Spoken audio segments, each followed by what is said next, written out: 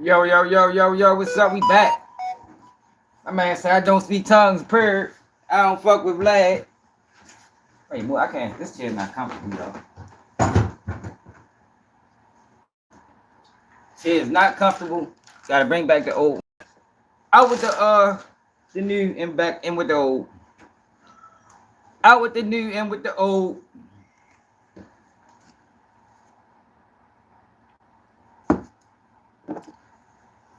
My man said that shit foo fast started keep that shit on YouTube. Fast started keep that shit on YouTube. What's up? What's up? What's up? It's not content part 2, man. Ready to do a series. This not content. Man, we gotta do something about that content, bro. What's up, Edward? Docu-series. This not content. You know what I mean? They're abusing the word, y'all. They're getting people indicted and hiding under this content word. Nah, fuck no. We ready to stop that shit.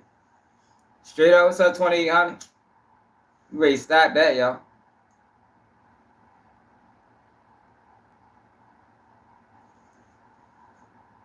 I'm already saying it's circulate. I say Byron Blake talk about it. Matter of fact, I want to check out a video he did. So he did a video on Mo3 about see Mo3 murder wasn't no paid hit by a jealous ex-boyfriend.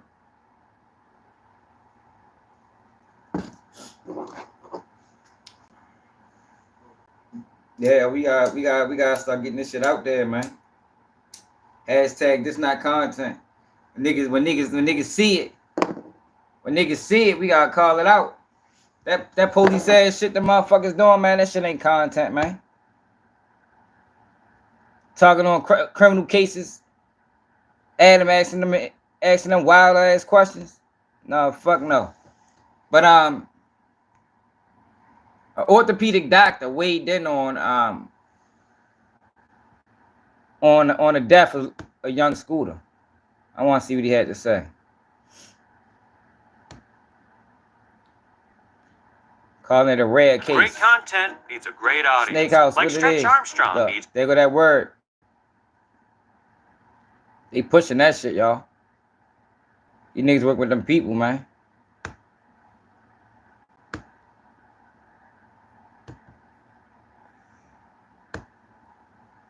Man, I can't call it.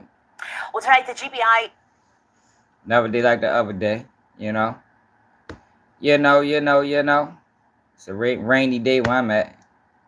rapper Young Scooter as an in-custody death. His real name is Kenneth Edward Bailey, originally from Walterboro, South Carolina, but making a name for himself in the music industry in Atlanta. Condolences from some of the biggest artists continue to pour in. Rapper Meek Mill posting on X, R.I.P. Young Scooter, an ATL generational leader that helped keep a lot of energy pumping out and into ATL. Prayers for your kids, family, and whole Free Bands family. As many continue to remember him, there are some questions still. How Young Scooter ended up dying after being pursued by Atlanta police last night. 11 Alive's Cody Alcorn is live outside APD headquarters. And Cody, despite initial unconfirmed reports that spread like wildfire, APD says their officers never fired a shot. That's right, Angelina. Now, what I can tell you is the only injury mentioned by APD was to Young Scooter's leg. They say he fell after jumping over a couple of fences. Now, just hours ago, I spoke to an orthopedic surgeon to get some context to how a leg injury could possibly lead to death.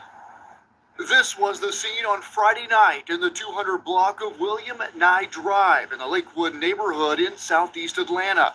Police responding to a 911 call. APD Homicide Commander Lieutenant Andrew Smith. Officers responded to a dispute with a weapon. It was advised in the call remarks that shots were fired and a female was dragged back into the location. As officers tried to make contact with anyone in the home, 2 males fled out of the rear of the house. APD says one of those They men are. was Kenneth Bailey, better known as rapper Young Scooter. Lieutenant Smith says Bailey jumped 2 fences before officers caught up to him. When officers located him on the other side of the fence, he appeared to have suffered an injury to his leg. There was no indication of anyone being shot. This appears that there was, when he fell, some type of fracture injury to the leg, which caused the bleeding. Possibly fracturing or breaking his femur, which orthopedic surgeon Dr. Craig Weil says isn't impossible. Well, the femoral artery is quite large, and it could, if you broke your femur and it broke badly enough, the ends of the femur fracture could be sharp enough to cut the artery. As for the fall, It'd have to be a very hard fall. something you don't often see. I'm telling No, you, you y'all. don't. His leg probably got caught, man. That's the only thing I can see happening for him to fall that hard. Fucking leg got caught. It's a relatively rare injury to have a femoral artery death. It's only about 10 to 15% of traumas, so it's not very high. Damn. That's crazy.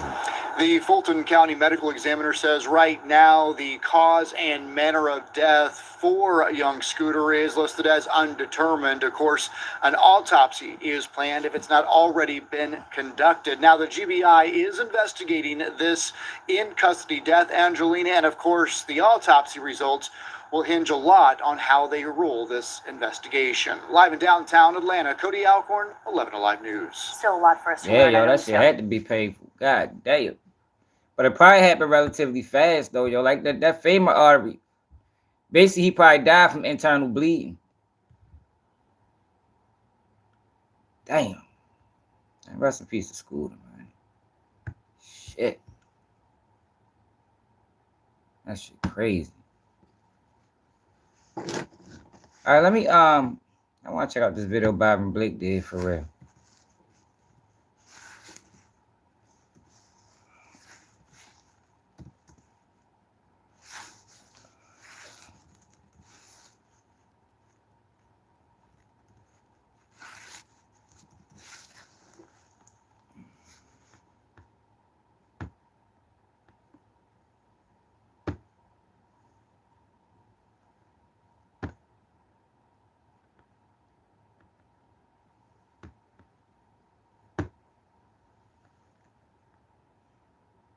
Search for Yo, Taylor. what they gotta do is, yo, they gotta get in contact with that girl.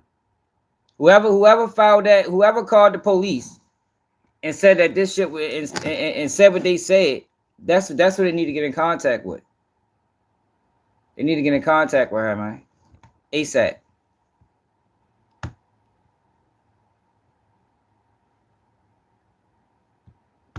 Brands to get that LLC next to your business. ASAP.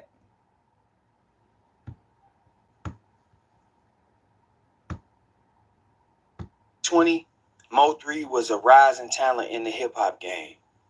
Having worked with artists like Boosie, Tory Lanez, and Kevin Gates, his ascension was undeniable. Yeah, that was probably the worst possible. What Mo3 should have did, it wasn't nothing wrong with him stopping. But what he should have did was when Yo jumped out that car, he should have ran his ass over. But Mo3 was thinking about like how Rain, man, that whole situation suspect. But how Rainwater was saying, Mo3 was thinking about going to war. Right there, middle of the highway. So sometimes, yo, you can become a victim of your own, I don't want to say ignorance, but your own mentality. I mean, he became a victim of that. That was the worst thing to do. November 11th, 2020, Mo3's life was cut short, and while there were some who simply grieved his passing, there were others who immediately started pointing That's what he fingers. should have did. In the months leading up to his under death, your own ways. Mo3 had been involved in a public dispute with rapper Yella Beezy, allegedly stemming from a beef between Yella Beezy and comedian Roy Lee. So when he was killed on the highway, chased down by a masked gunman, the first thing people assumed is that Yella Beezy was behind it. With the music industry moving totally towards the streaming era, sales are hard to come by. So the rap game has become an attention competition, with most choosing to go the rap beef route for shock value. The drill genre has risen to the top of hip-hop, even though hip-hop sales are down drastically. This new beefing era in music has made it to the point where if you are a rapper, it's almost mandatory that you have some kind of beef in order for people to follow your storyline and keep interested. While this has been what has fueled and propelled artists like King Vine, it has played a different role and separate role for artists like Yella Beezy, who was introduced to the game via a hit club banger. While investigating the death of Mo3, officers learned that he had been chased down the highway in what was clearly an assassination. Yo, I ain't gonna lie, yo, that was brazen as a motherfucker. Like, yo really jumped out in the middle of the fucking highway. Yo probably was on perks or something. Like, he had to have been fueled off of something. Jealousy, envy, hate, something. But this was wild to think he was gonna get away with this shit. Yeah, for real. Instantly, the world assumed it was a paid hit related to the rap beef, and headlines would begin to circulate with many bloggers taking the opportunity to document the rap beef and create a timeline that seemingly blamed it all on Yella Beezy. Blogger Trap Lord Ross made an almost 3-hour documentary, and just like many others who spoke on the subject, he focused strictly on pointing the finger at Yella Beezy. After police released still images from the video to the public and identified a man named Keywan White as the suspect, they later learned that he had been working in cahoots with another man by the name of Devin Brown. A second man has been arrested accused of gunning down rapper Mo3. I think Devin Brown is the one that's snitching. On a Dallas highway. 28-year-old Devin Brown was indicted on a murder charge this week. Another man, 22-year-old Kwan Wright, was also indicted on the same charge earlier this year. Back in November, Melvin Noble, also known as Mo3, was driving on 35E near the Dallas Zoo when White approached him with a gun. Police say Noble ran down the highway trying to escape and was chased by White, who fired multiple times, hitting Noble. Now, the shooter not telling. Police would arrest Brown after receiving information that Brown had been upset with Mo3 the day before and had been asking about his whereabouts. This is where things would take an unexpected turn. While interviewing Brown, he would acknowledge that he was aware that Mo3 was dating a known witness. And while many would assume that this meant that Mo3 was dating somebody with a bad reputation, the truth is Brown was speaking about the current situation. The police would even construe it just to make it sound as if it was unrelated, but the truth is Brown was saying that he was upset with Mo3 because he was dating someone he was familiar with and that he knew she had been in contact with police regarding this case. That witness was a female by the name of Jocelyn Jackson. Jocelyn and Devin had been involved in a relationship of some sort. And while Jocelyn has seemingly moved on, Devin had not. Devin was allegedly stalking her Facebook page and noticed that she had posted a video of her and Mo3, in which you could visibly tell that 3 was at Jocelyn's home. According to another witness, who has been rumored to be Jocelyn's sister, Jasmine, Devin called her several times after viewing the video to ask if Mo3 was still at her sister's residence. Infuriated, Devin would allegedly pull up with Keywan in the car looking for Mo3. However, by the time they arrived, he was already gone, making a run of some sort. And by the time he made it back, they had made another move. So when they pulled back up, he was locked in for the night.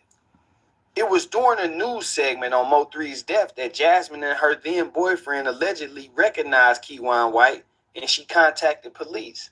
This evidence was allegedly verified by phone records that showed calls between Devin Brown and the witnesses, but also multiple calls between Devin and Keywan on that same day. That same cell phone data also allegedly confirms that on the night before the shooting, Keywan White's phone stayed in the same area as Mo3 all night, assuming staking out the residence he was rumored to be in. Devin Brown would allegedly admit to being upset over a Facebook post, but still deny any involvement in the killing. Keywan White would allegedly admit that he was connected to the phone number that Devin was calling, but then say he was uncertain because he doesn't actually know his own phone number.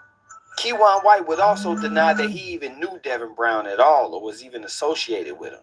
In the months following, both would be federally indicted on weapons-related charges that stem from before the murder of Mo 3 occurred. Specifically, Devin Brown was indicted on weapons charges and drug charges from 2019, and Keywan White was indicted in 2 separate gun cases, one from an arrest that occurred about 3 months before Mo 3 was killed, and another that occurred when he was arrested 2 weeks after the murder when police learned he may be a suspect. It was also in the months following that both would be indicted by grand juries in the state of Texas for the murder of Mo 3. After both were handed fairly lengthy sentences from the feds, the case would basically go quiet. Fans were basically just waiting to see what the outcome would be, as most assumed that a trial would take place sometime before those sentences were up.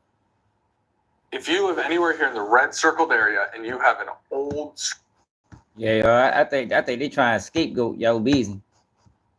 They trying to scapegoat Yella Beezy, get a deal. 2025 comes and the state of Texas drops the bombshell announcement that Yella Beezy was also being indicted for the murder. Let's see, man. Years in the making.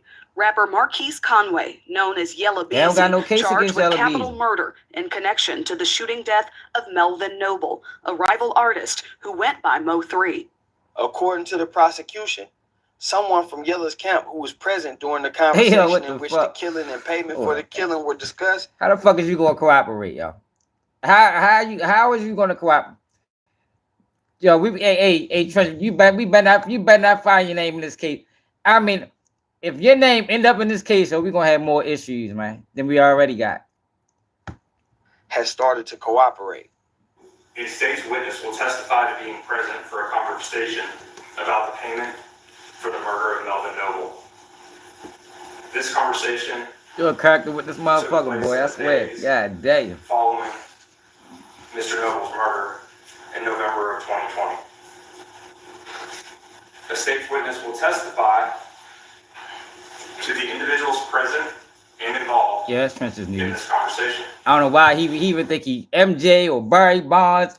I don't know what the fuck he be thinking. But yo, you are not Barry Bonds or YouTube, bro. You're not Barry Bonds. The state's witness will also testify to Marquise Conway, the defendant, being present and involved in this conversation. The state's witness will testify to the amount of money that was to be paid for the murder.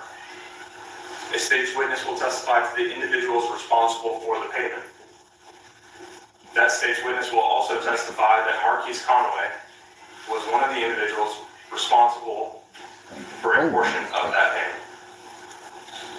A state's witness will also testify to the individual who would receive this payment.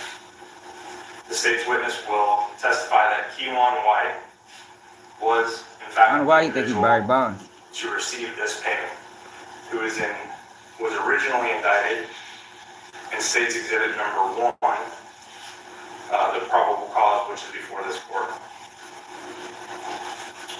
Yeah, I saying academics over there spreading misinformation. The shooter ain't telling.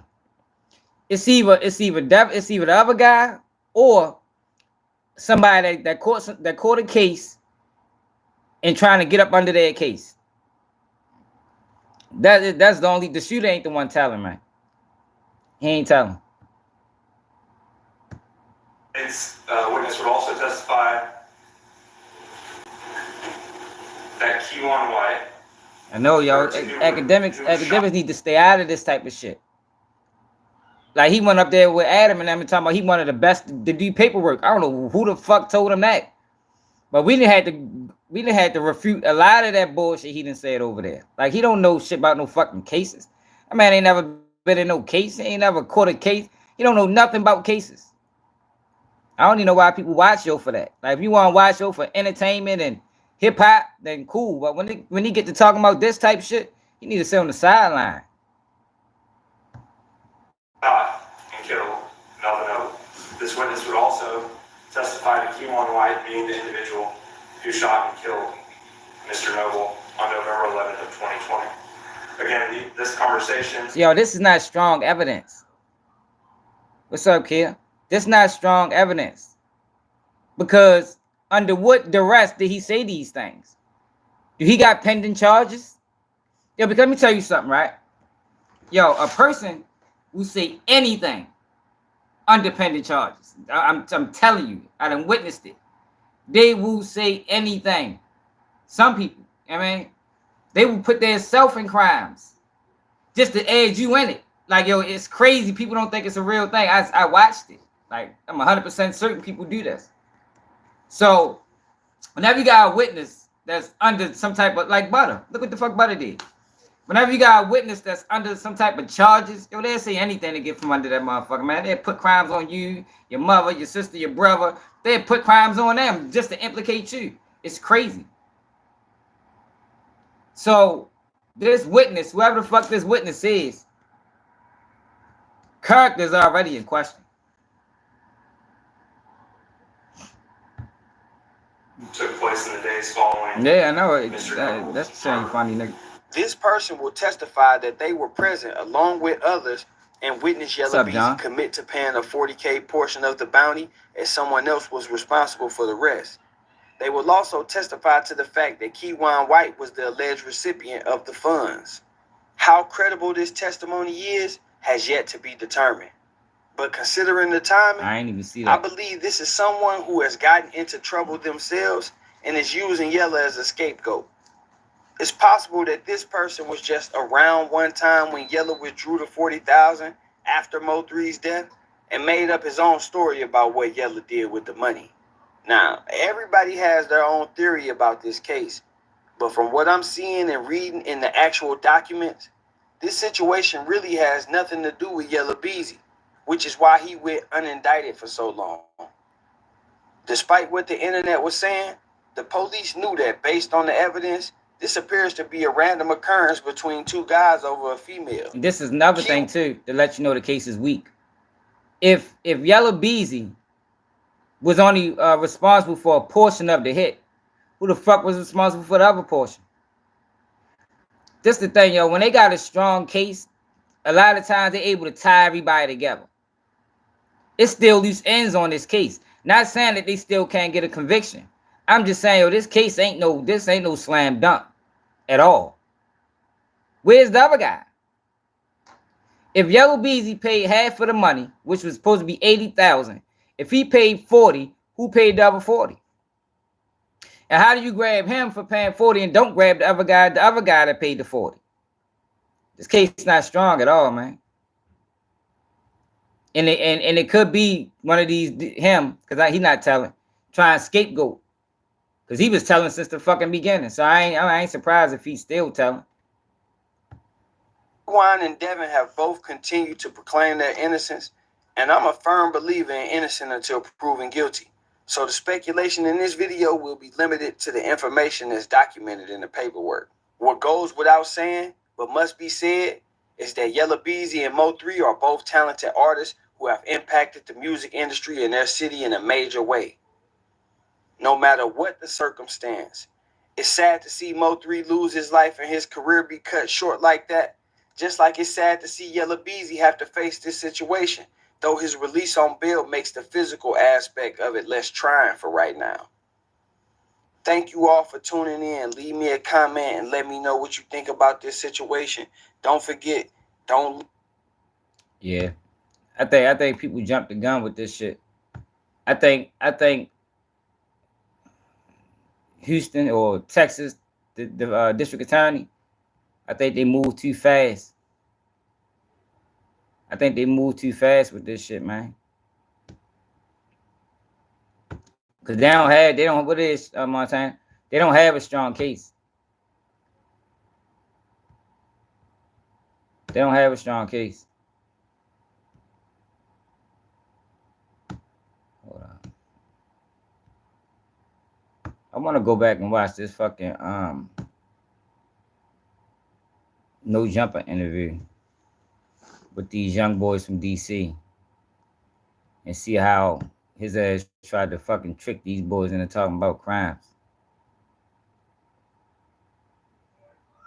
No, that ain't no coincidence, bro. That ain't got nothing to do with that. I don't think it got nothing to do with that, y'all. What's up, Carl? Hey, Barry Bonds, why you always come over here on fake pages, bro? Oh man, if I want to watch this, Nitty V. God talking about BG. Cause I don't like how BG did them boys, man.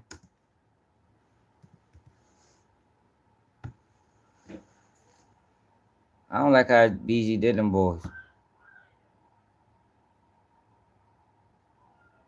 I think he was expecting way too much from them niggas.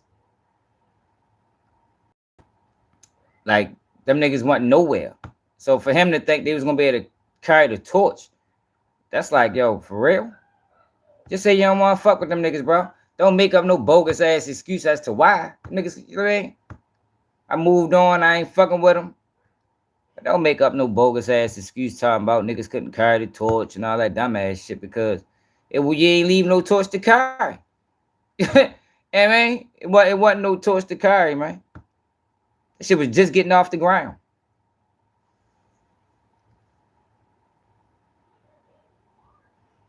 See the Nitty TV, man. This.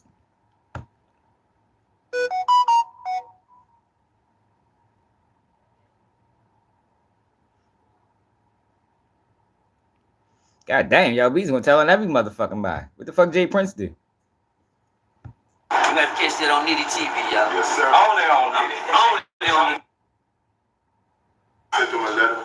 I mean, I'm gonna be honest with you, bro. Like stuff like that made me say, I was signed to them people, babe. I was signed to them people that be out there in Vegas, bro. what BG? What Time, I gotta bro. go back because I ain't hear The the world, question. that do it. Snipe, you hear me? So it has always been, and it's gonna be.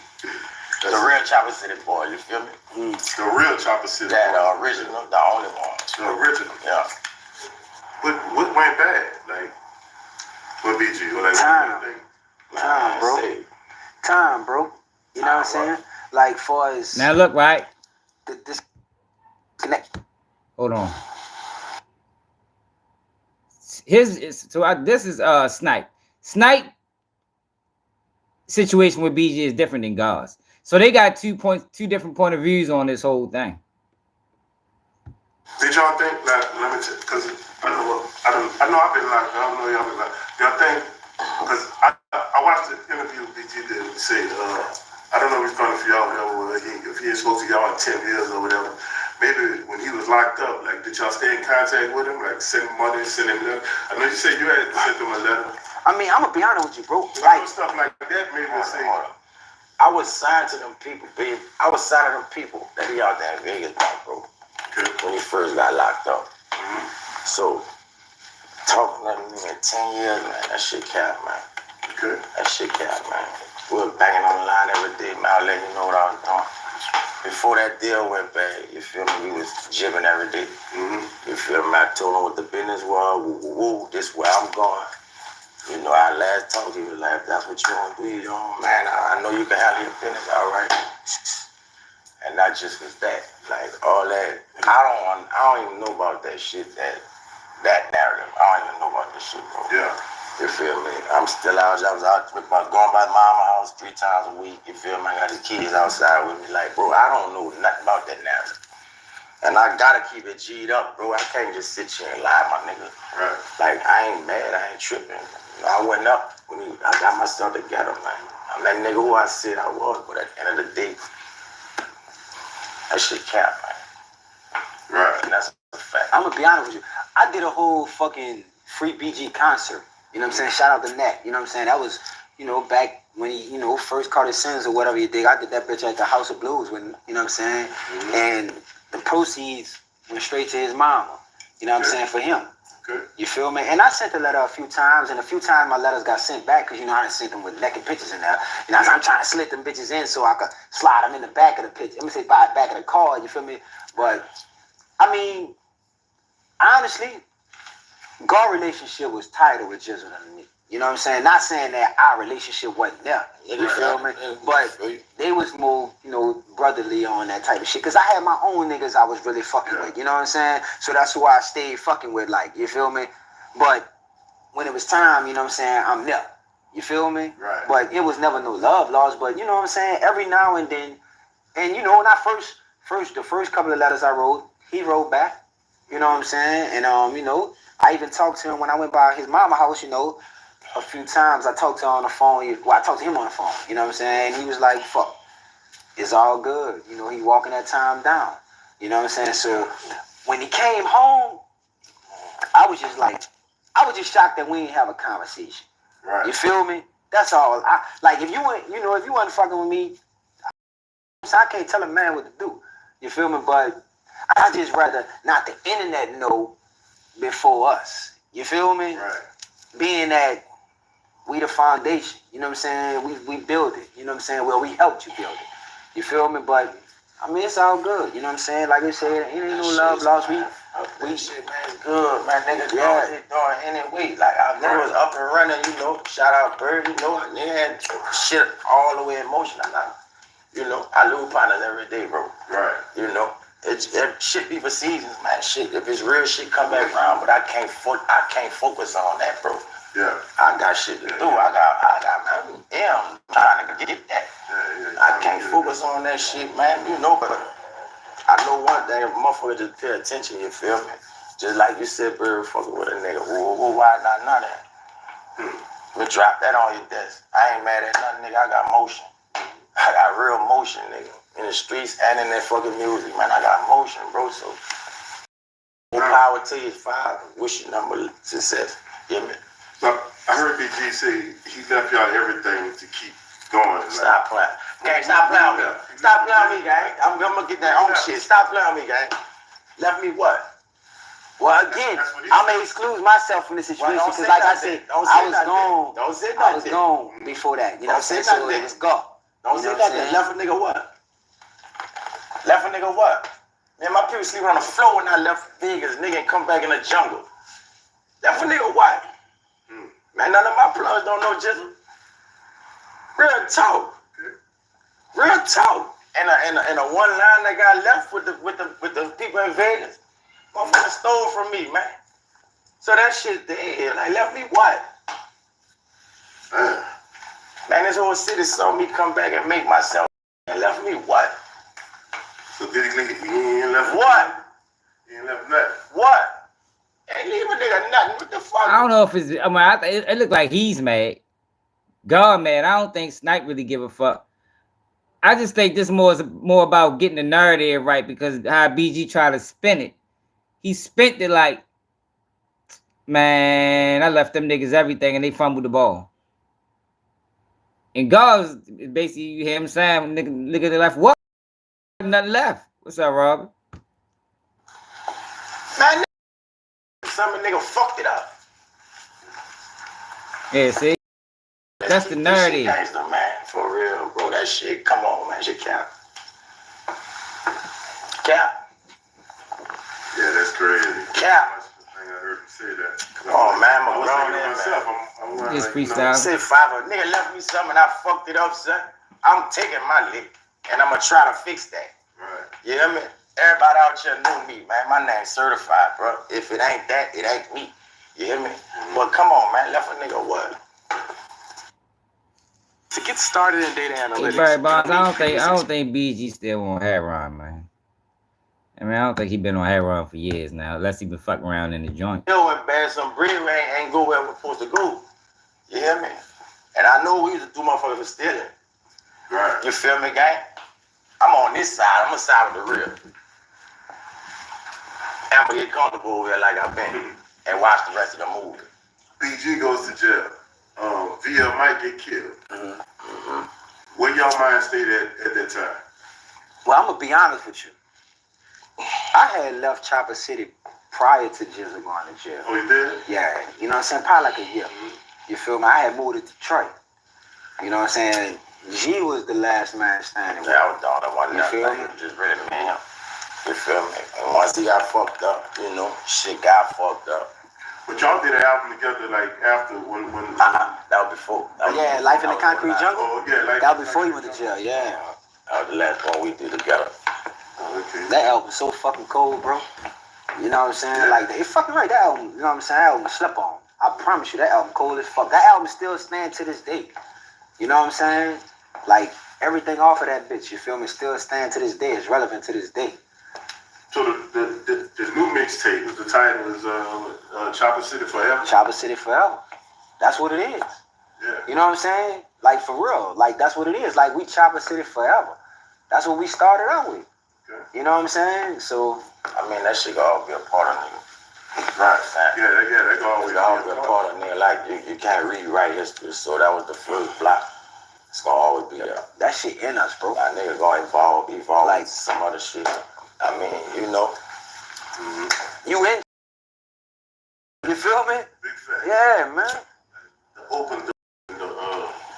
And That's all I wanted to see for real. I don't know, man. I mean, it ain't really nothing they can do about that shit. Now, I guess it's more about just getting, getting the narrative right, getting their point across. Go keep fucking Terrence. I don't watch Terrence on nothing. I don't know how anybody watch his ass. That man one of the dishonorable people we ever seen in life. Watch his ass.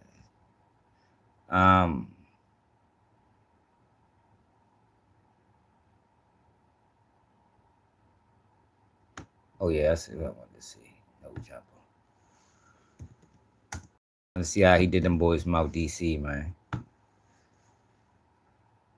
This the shit they try to pass off. Here you go. Look at these niggas. Show these niggas is terrible, man. So they get so Adam 22 go get the girl that been slandering Big U name for years. Like, yo, this is fucking police. This is federal shit, y'all. Like, these motherfuckers know what they doing. Know exactly what they doing. So you go get the girl that been slandering this man. Why? His life is on the line right now. SKG says Nipsey set her up to get beat up by a Big U while she was pregnant.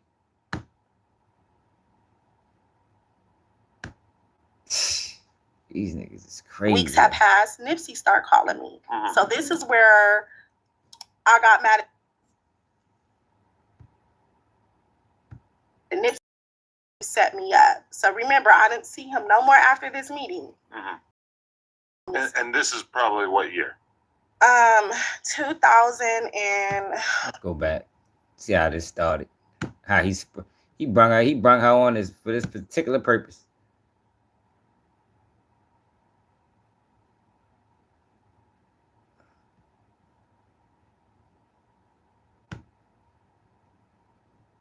Did you keep trying to situation or do your thing after that? yeah, what I did after is I started doing events. Well, no, before the events, I traveled and did a documentary called What's Really Hood. So I went to different states and I went to people's hood and I would question them and ask them things like, how was it growing up in their neighborhood? And I was working with Jim Jones, Slim Thug, Pharrell, so many people that I videotaped, making this documentary. And so I put that out. And after I did that, then I started doing events. And then from doing events, I got offered to go work at 93.5 K-Day. Right. And then that's how I ended up at the radio station because I sold out the event with like 2,000 people. The owners were very impressed. I was a young girl, like 22 or 23 or something. And they were like, how did you do this?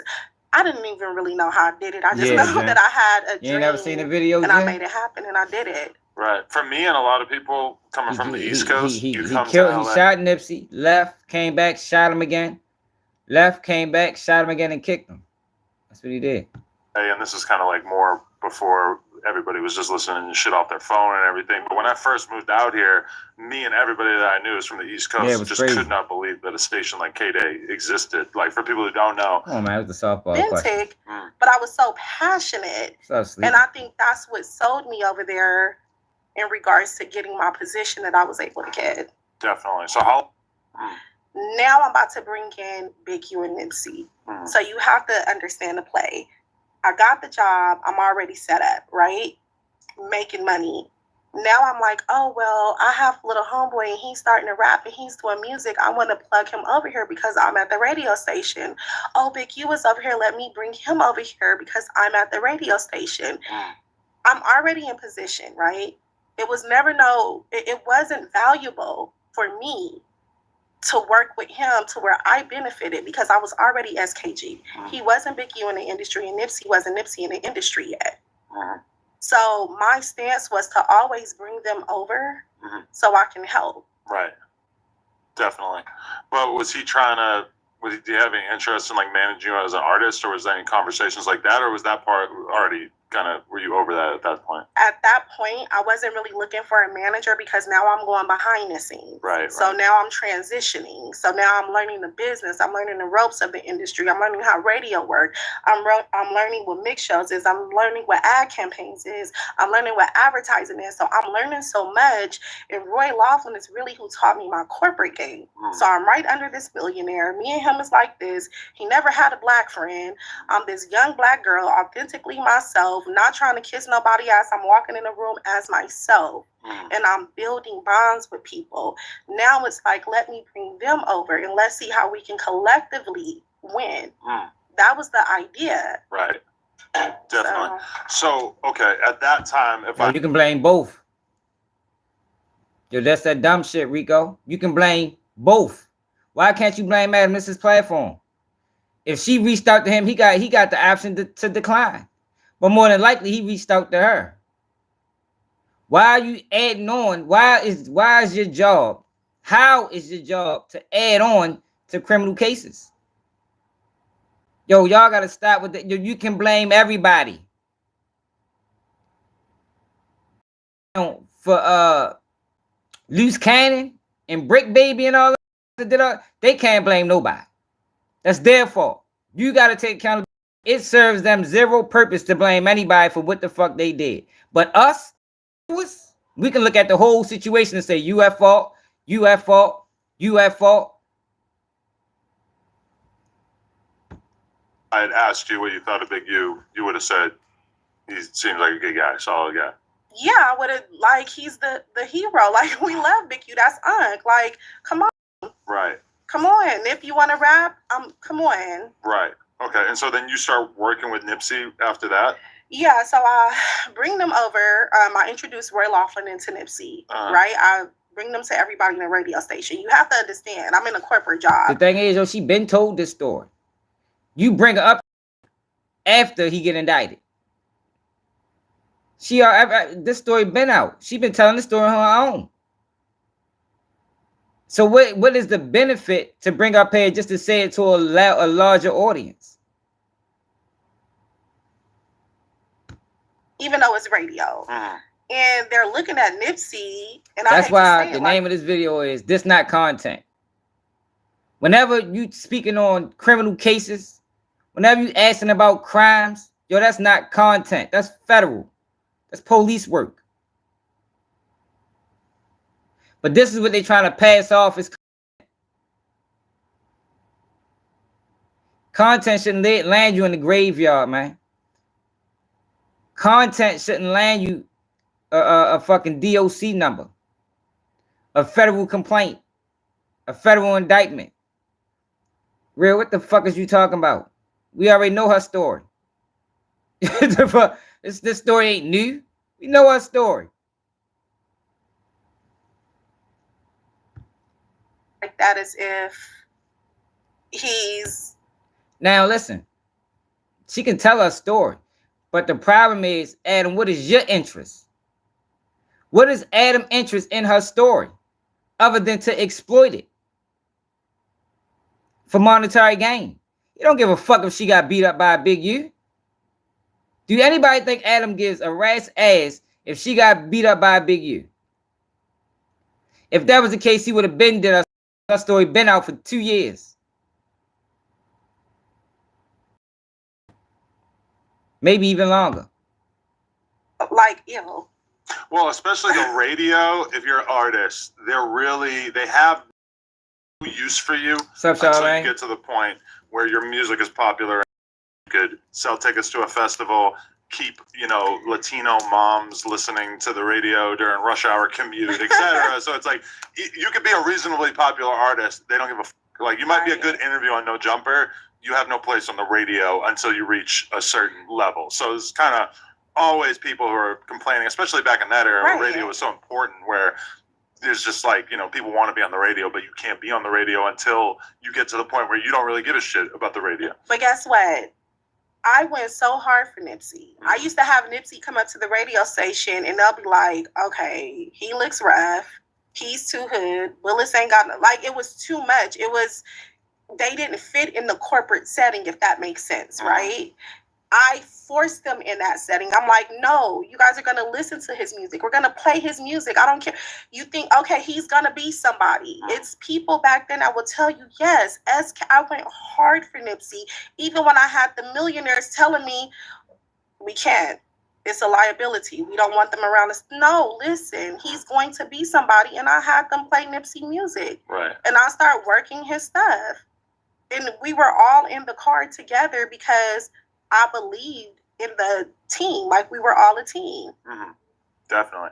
So when do you start having issues with Big U, though? So I want to show you something. Sure. Because I think if I show you, it'll make sense because I did this specifically for you. Thank you. Okay. So if you look, that's Roy Laughlin, right? Uh-huh. Okay, and then you have politician Bernard Parks. He used to be the chief of police. Okay. Down is Michael Durbin, the railroad billionaire. He was the investor over at K-Day. Okay. If you look over Herb Wesson, he's like a councilman, right? Uh-huh. So this is where the problems come in at. I'm at K-Day and I'm putting plays together on the board, right? Okay. I bring Big U and Nipsey in. Nipsey on the artist side, Big U as a partner with me. Like, okay, he's starting developing options. I want to help him with it. So I'm talking to Roy Laughlin, okay? So we come up with this thing called the Dream House. And so the Dream House is where kids will write their dreams on a piece of paper and they'll put it on the walls of the house. And it's called the Dream House, like a nonprofit to help the community.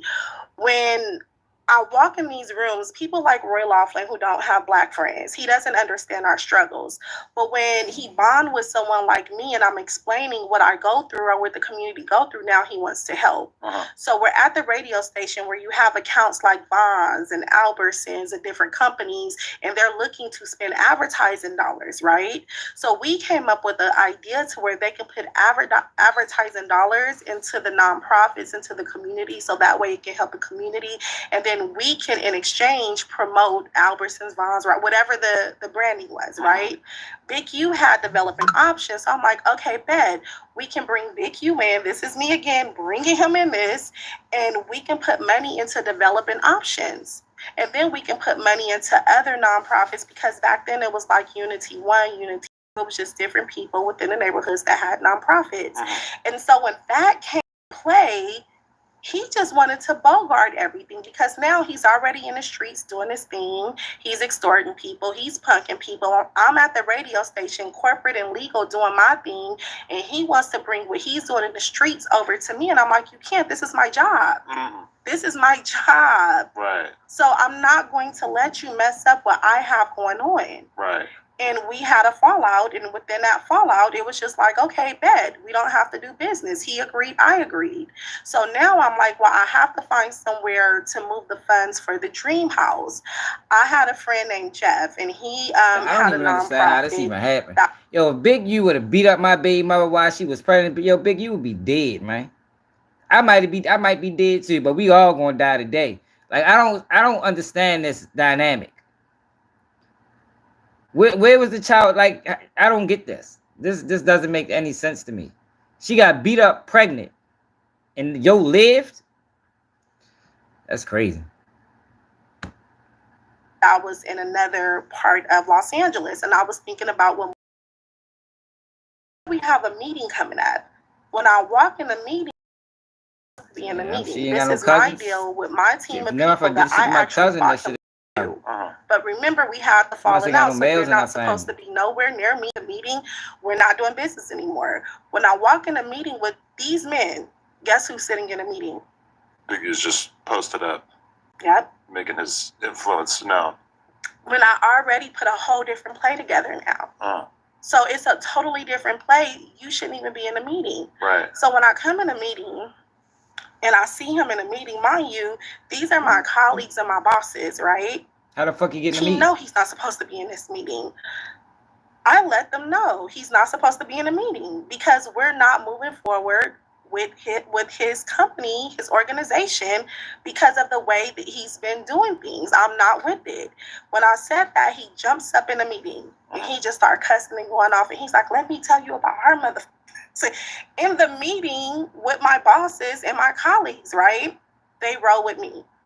We shut the meeting down. Now I have these powerful men that has my back, right? That was it. I didn't see. Now see how she got set up. Weeks have passed. Nipsey started calling me. So this is this whole platform is federal. They need to change this to federal jumper. where I got mad at Nipsey because I'm like, did you set me up? So remember, I didn't see him no more after this meeting. Nipsey started calling me. And this is probably what year? 2009. Now you trying to put a timestamp on it. Okay, so like 10 years before he passed. Still super early in Nipsey's career. Right. So I didn't see him anymore. So then a few weeks later, Nipsey's calling. He's like, sis, I need my authors. Yeah, why the fuck did why did the time matter? Why did the date matter? You try to put a timestamp on that bitch. Now they can go back and say, oh shit, that still fit, you know, under what the fuck is it called? Statutory limitations. As remember, I was doing Nipsey's campaign for him and I had all his posters. And I'm like, okay, I'm gonna come through.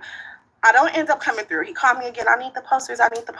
I'm like, okay, I'm gonna come through. I don't come through. He called me again. I finally decide to go through. When I go to him, now mind you, I still haven't talked to Big U. So I go to Nipsey's shop. I walk in his shop. Him and Fats, they're out at the counter. I walk up. I'm talking to him, and I just hear the click, click. And it was like I knew. That was that. I just knew. It's like it's a setup. Oh, wow. Click, click, like somebody had a gun drawn on you? No, click, click. They closed the door. Click, they click. locked it. Okay. So they closed it, and then it was a thing where you can lock it, and I just heard the click, click. Okay. Once the door closed, you just know. And so how's this play out from there? Nipsey and Fat dropped their heads. And so... And at this point, because obviously people know that Nipsey and Big U ended up having this fallout that was mostly behind the scenes. It did come out in records and stuff, but at this point, Nipsey's still all in with Big U. They're like super tapped in still. Okay. Right. And so Nipsey and Fats, they dropped their head, and then Big U just jumped on me. And Bear Claw is with him. So the guy that's on his case with him, that's a part of development options, it was him and Bear Claw. And so he just started beating on me. He's like, bitch, you disrespected me. See, this is that gang culture though, y'all. So when you evaluate these type of situations, you gotta evaluate it in the context of gang culture.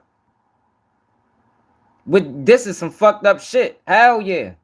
Out of line. Yeah, but this is gang culture. This is gang politics to each other. She's a gangbanger. At least she was back then. It's just I don't know. I couldn't be a part of it. That's why I ain't never deal with gangs, y'all. I can't fuck with it. I can't fuck with it. Can't fuck with it. Basically, what she just basically was getting was, I guess it'd be a DP.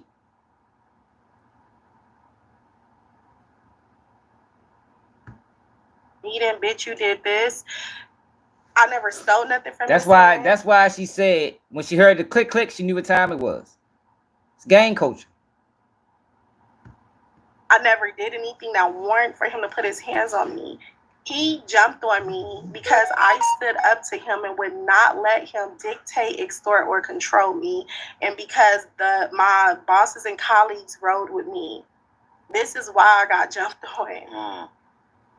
Damn. And that's a big ass dude to be beating up on a much smaller woman. Pregnant. Oh, wow. That shit fucked up. You know, and I wouldn't be able to watch no shit like that. Like, hell no, yo, fuck that, Big U. We ain't doing that. But it's the gang culture. It wasn't nothing they can say. If the guys say this is what's going on, this is what's going on. And if you don't participate, then now you are part of the problem. Now you on the menu. That's why, yo, stay the fuck out of gangs, man. If you let me, I think it's goofy. I mean, that's just what I think. But now in LA and Chicago and shit like that, that's their culture. Like they raised in that shit. Now all these other cities, man, niggas just be copying. But for LA, they raised in that, man. Their fucking parents was 60s and 50s and Pyrus and you understand what I'm saying? Used to say, like, you know, bitch, I'm gonna make sure you ain't gonna never be shit. And I told him, I'm like, why? Because I want to work hard. Why? Because I don't want to get by niggas and stuff. Because I want to be something. Because I want to make something of myself. Why? Why do you want to beat on me? Think about it. Why do you want to destroy and take from me when I didn't build myself up? I for someone like me, where the odds was against me, I came from such a dysfunctional upbringing, from so much hurt, so much pain, so much trauma, right? Yeah. To where a woman like me, I'm basically a statistic, mother on drugs, fathers in prison, families gangbangers. Why do you want to take from me? Why? You want to take and I brought you into this situation. Yeah, Why that's do how you it was. want to bully and extort and control me in regards to a situation I set you at the table at? You didn't sit me there, I set you there. It's wild because I'm not gonna lie, like I just had a conversation with Wack where he basically like described why in large part things didn't work out with him and Big U is because he would kind of like introduce him to people business wise, and then you know like Wack is not the kind of guy who's gonna like charge you to be cool in LA, but then all of a sudden he'd be introducing Big U to people, and then all of a sudden those people are basically getting finessed out of money in order to be safe in the city and whatnot, and it's like Wack said the other day, he's like, this motherfucker thought it was still 1987. As in, like, you know, a lot of this stuff just doesn't really happen the way that it used to, but Big U comes home from prison and basically is, like, still living the same life that was a lot more normalized back then. But this is the thing. I was there with him and Wack. Wack was there with us. We were all there together. So I seen how he did Wack. I seen how Wack acted towards Big U. Wack was loyal. Steve Lobel, loyal. These people were loyal. When people talk about Wack, Wack has a reason to be mad. I don't care what nobody say. That mean you put the police on him. Like we ain't ready to do that, SKG. If he had a reason to be mad, he should have dealt with it within the confines of how you deal with another man. You don't run to the fucking internet and slander the man's name and point the police in different directions and shit. No, you don't do that. That's bitch made sucker shit. Wack has a reason. If you wasn't there, if you wasn't in a circle, if you didn't have deal memos, if you didn't do stuff for him, if you wasn't affected, then shut the fuck up because Wack has a reason. I have a reason. These aren't made up allegations. And I said this on my Instagram. Now her situation is different. She's a fucking woman. Ain't but so much she can do. Wack screams on Pyru every 3 words. Wack plays like he's a fucking gangster. Wack acts like he's never scared. But for some reason, when it came down to Big U, this motherfucker was scared to death. That man was trembling when he seen Big U. So my thing with Wack is, what the fuck is you playing for? Why are you playing gangster online, but when you see Big U in person, you fucking froze up? I don't respect that. That's sucker. That's goofy. Have the same energy in person. Don't be this super tough gangster online, but then you see Big U in person and you code switch. Now you're a police officer now. Now you Officer Wack. Online, you big Pyru blood Wack. Wack a bitch. Ain't here police. A person that's hanging around a person for clout and status or being a groupie will never understand a person that create the motion. We create the motion. We create the wave. It was never valuable to deal with him. Right.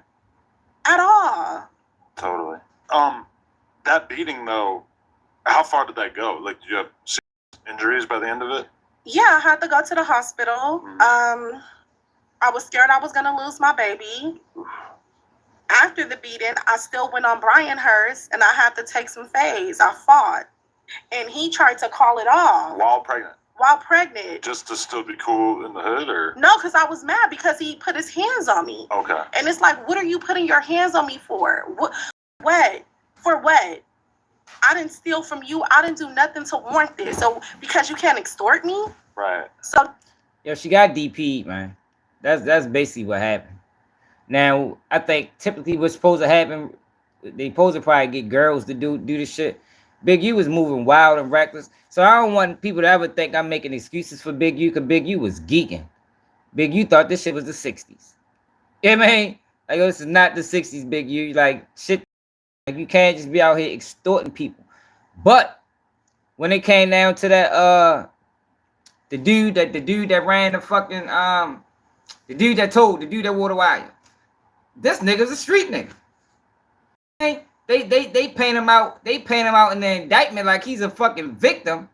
Meanwhile, only reason he cooperating because he got some fucking federal charges from was it Ohio or Minnesota or something. So it's like, can't feel sorry for yo. You know what I mean?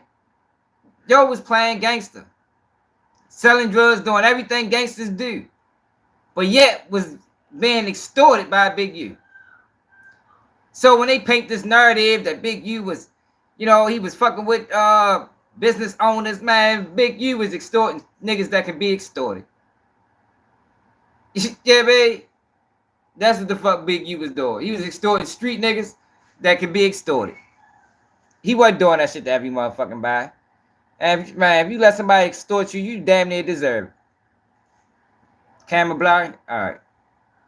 Hold up.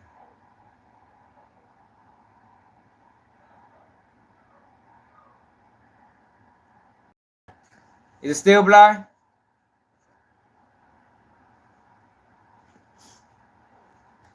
Hey, real, the camera still blurry?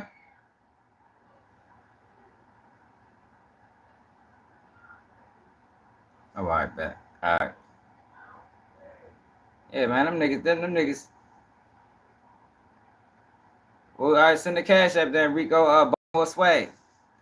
I'm gonna get a new camera. I appreciate it. now we're on Brian Hurst. Okay, you're calling girls. I know it's so, you.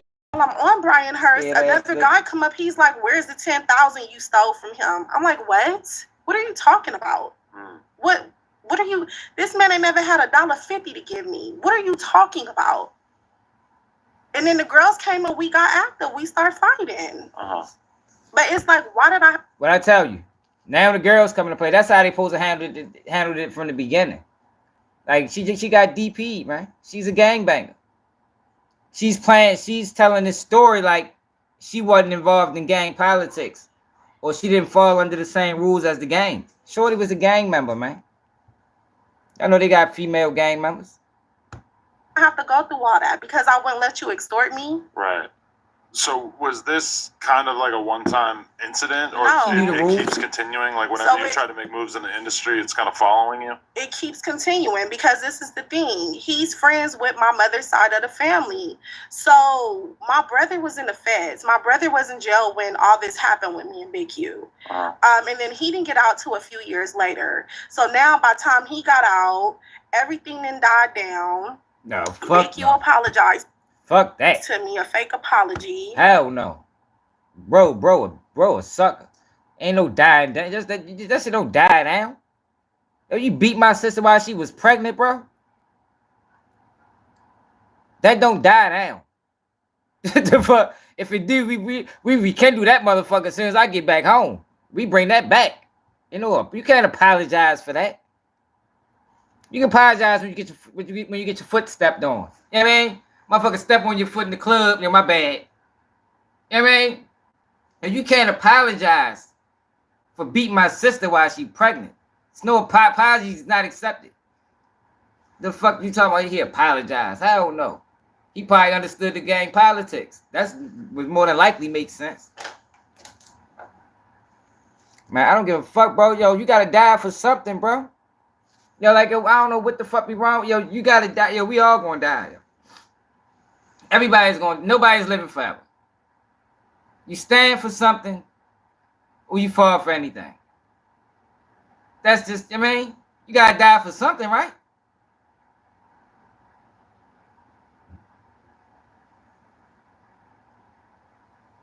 It's Baltimore swag, yo. It's at the bottom. You gotta die for something, yo. The fuck you mean? I died for that. You beat my sister while she was pregnant? I died for that. Happily.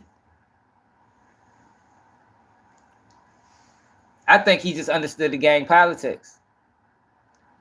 I think he understood the gang politics. And when you're dealing in that gang world, you gotta follow the rules.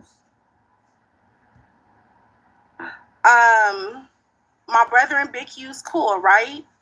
Internally, I'm still fucked up. But because I don't want to start stuff with my family, I have to swallow it. I have to just accept gang politics. It's like my feelings don't matter. It don't. Gang politics. That's what I'm trying to explain. It's like she's telling this story.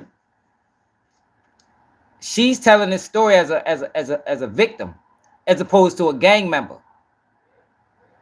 This is gang politics. Everybody knew the rules. The family, the brother, her, everybody know how this shit go. But Adam is not providing context. She's not providing context to the situation. It don't matter that I lost my job. It don't matter that I lost my condo, my cars. I had to go all the way to Atlanta for my sanity. Wait, all this led to you getting fired and everything? How did that work? No, it was for my safety. Oh, okay. So I lost my job. I lost my 401k. I had just bought me 2 cars. I lost my car. I lost my condo. I lost everything. Wow. On top of my reputation, my image, SKG, the music, the events, the branding. He stripped me of everything, my dignity, everything, everything. And people don't understand that.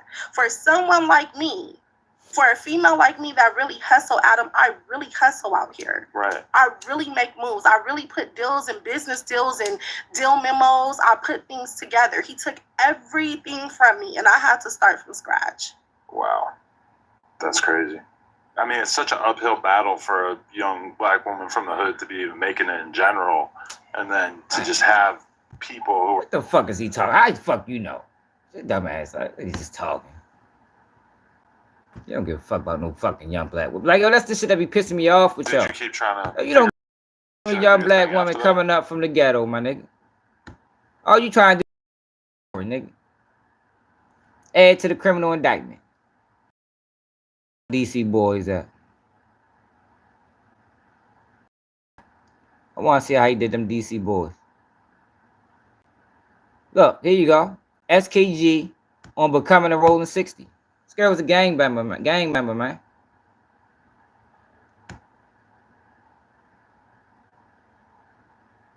No Jumper. Coolest podcast in the world. And today...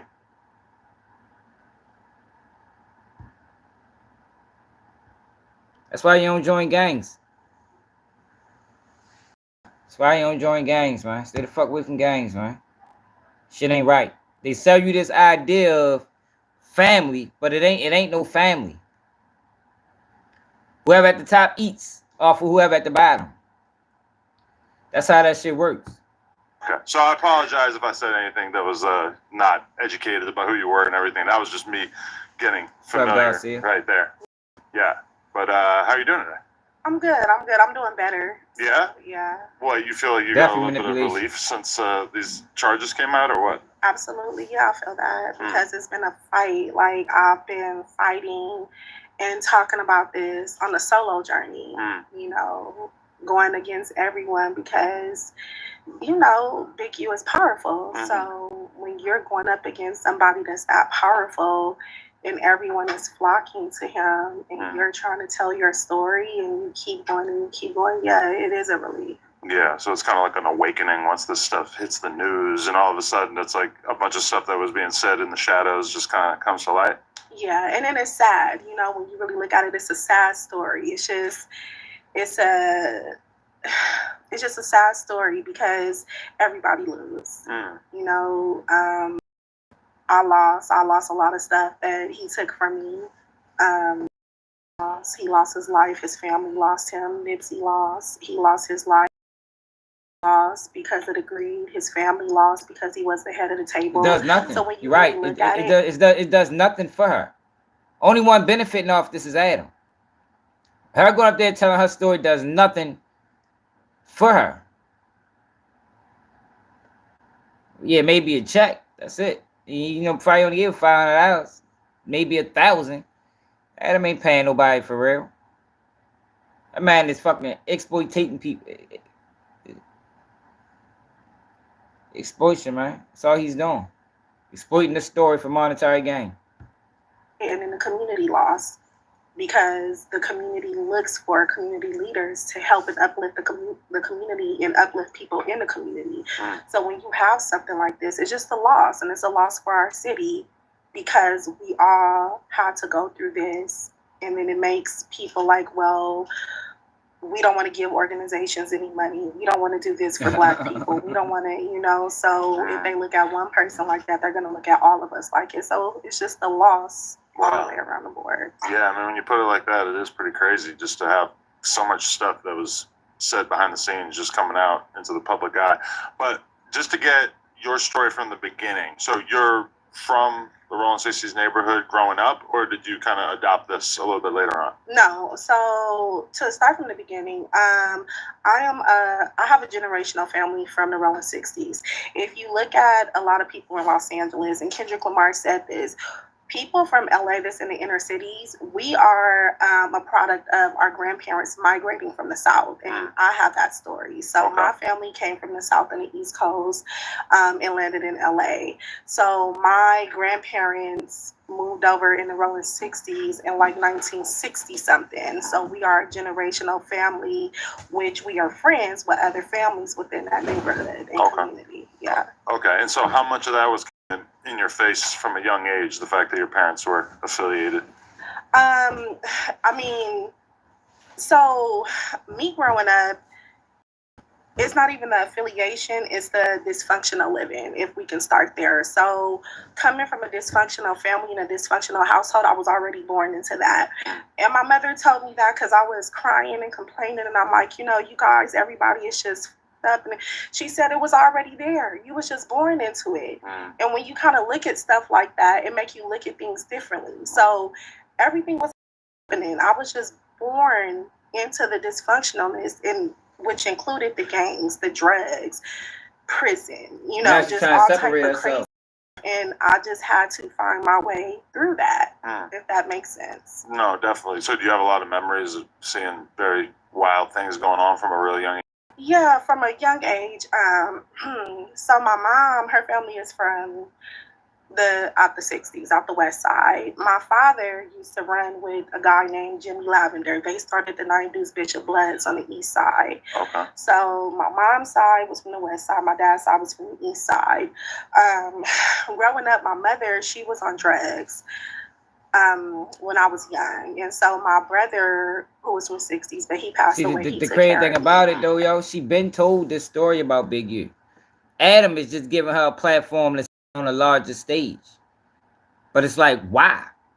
You don't give a fuck about this girl for real. You don't care about this girl. If you ain't care about it back then when she was telling it, you damn sure don't care about it now.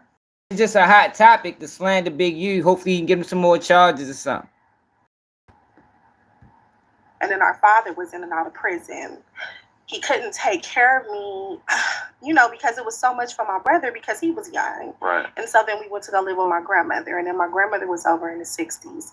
And so I was over there with my grandmother until my mother got off drugs. And, you know, just growing up, I seen all type of stuff. Our house used to get shot up by the VNGs. We used to come over, do drive-bys. My mother's on drugs. Her siblings on drugs. Her brothers is hustlers. They in the streets making money. People's getting killed. It's just a lot. Things that I shouldn't have saw, you know, and I think about that. I'm like, you guys let me see too much at a young age, and nobody ever protected me. My grandmother protected me to the best of her ability, but after she passed away, it was just me in the streets and trying to, you know, find my way. Definitely. So your brother was how many years older than you? My brother was like 10 years older than me. Okay, and so you said in another interview I saw you spent your whole childhood just really just enamored with him and just kind of taking his lead on a variety of things? So I really looked up to my brother, right? I think he was just my hero. Like, the older I get and I'm more dissect things, he was a hero. He was everything to me because he was my only sibling. So everything my brother did, I wanted to mimic. I wanted to do. My brother was a gangbanger. You know, he was from Rolling 60s. My brother was a gunner. He was from Rolling 60s. My brother was a street dude.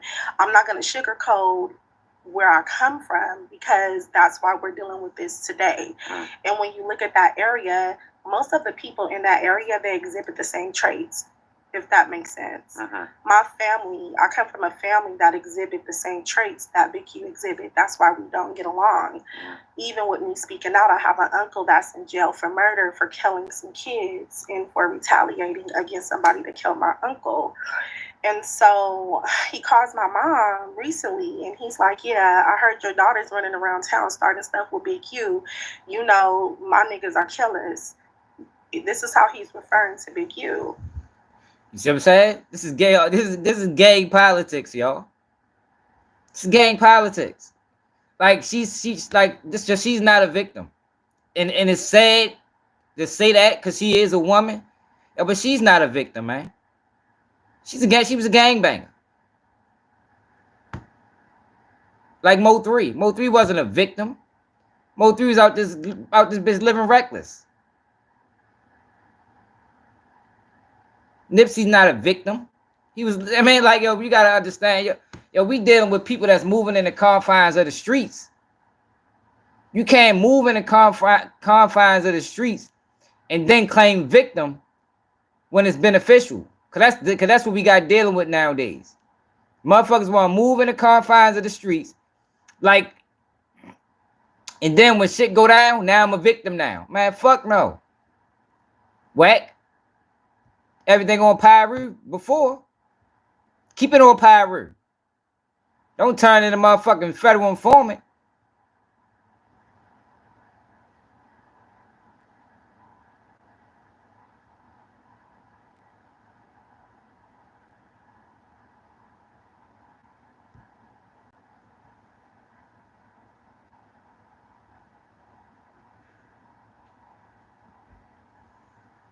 So I ran across a video the other day with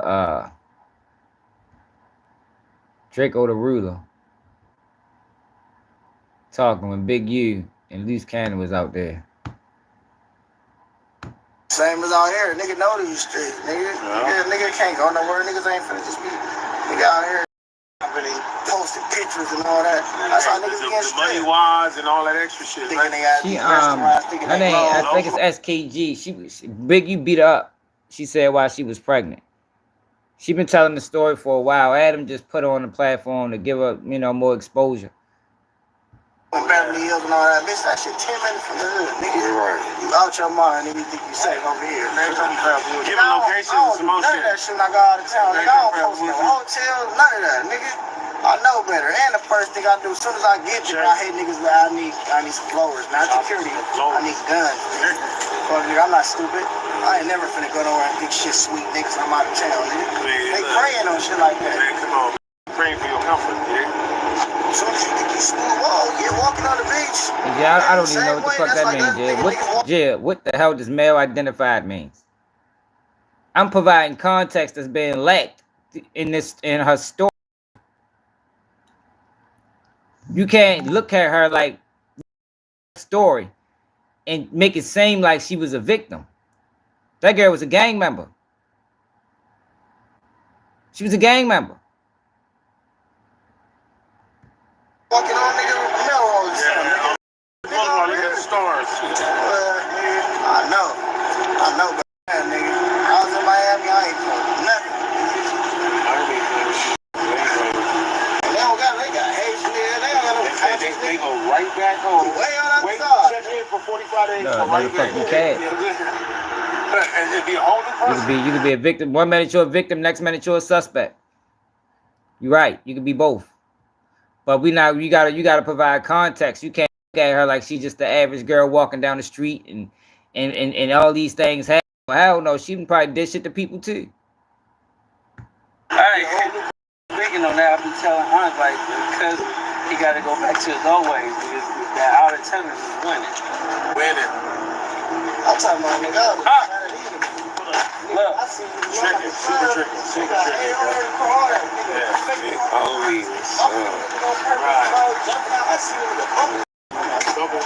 Yeah, because that's what people do, y'all. I don't fuck with that. That's what we dealing with nowadays. People want to be victims when it's beneficial. People say Charles White is civilian. Charles White got a laundry list of charges. People only want to be victims when it's beneficial, man. Nah, fuck no. Everybody want to be chameleons out this bitch. Pick a side, man. Pick a side.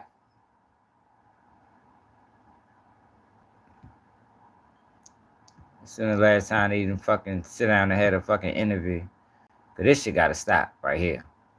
The goddamn incriminating interviews that him and his wife is doing, that shit got to stop. Cause they over that bitch geeking.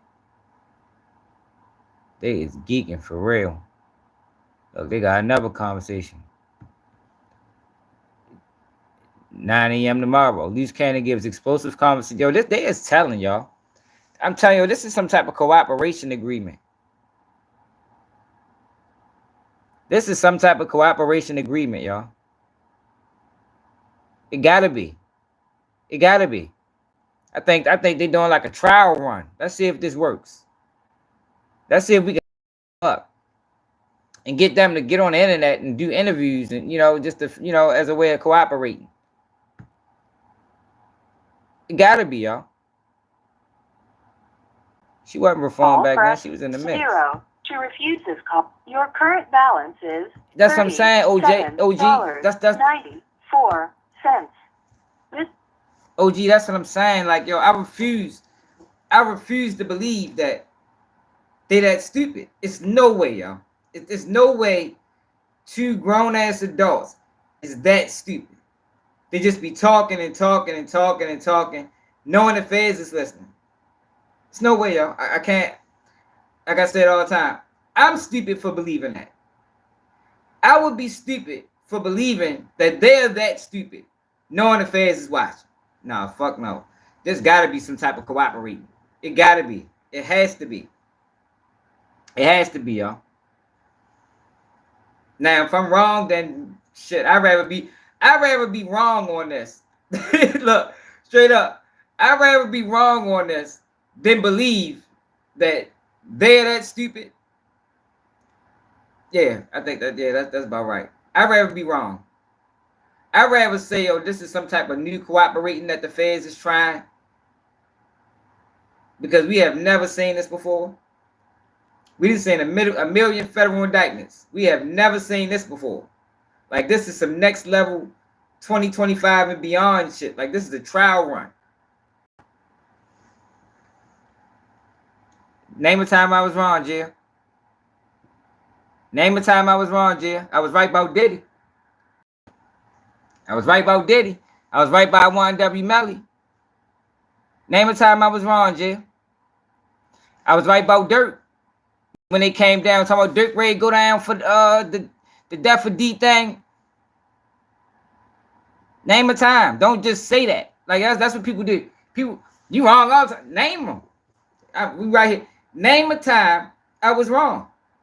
I told y'all 1W Melly case, well, he wasn't going to get found guilty. And I explained the reason why he didn't get found guilty. Then you heard the jury say the same fucking thing I said.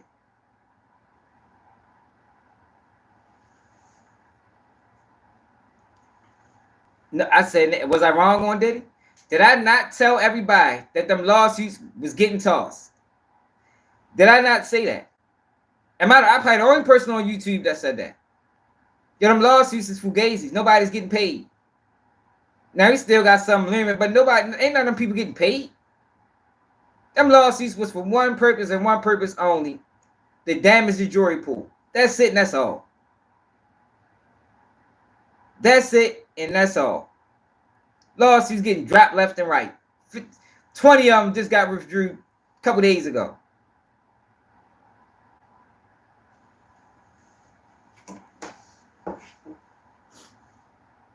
I said it was getting tossed out.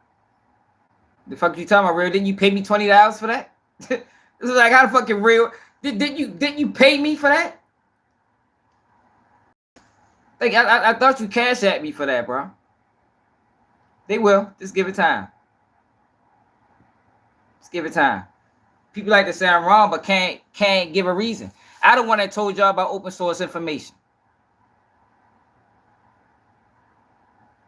I don't want to told y'all about open source information. Now it's all over the internet. Open source information, that shit came from Keep It G News. See, what happens is, I just don't get credit.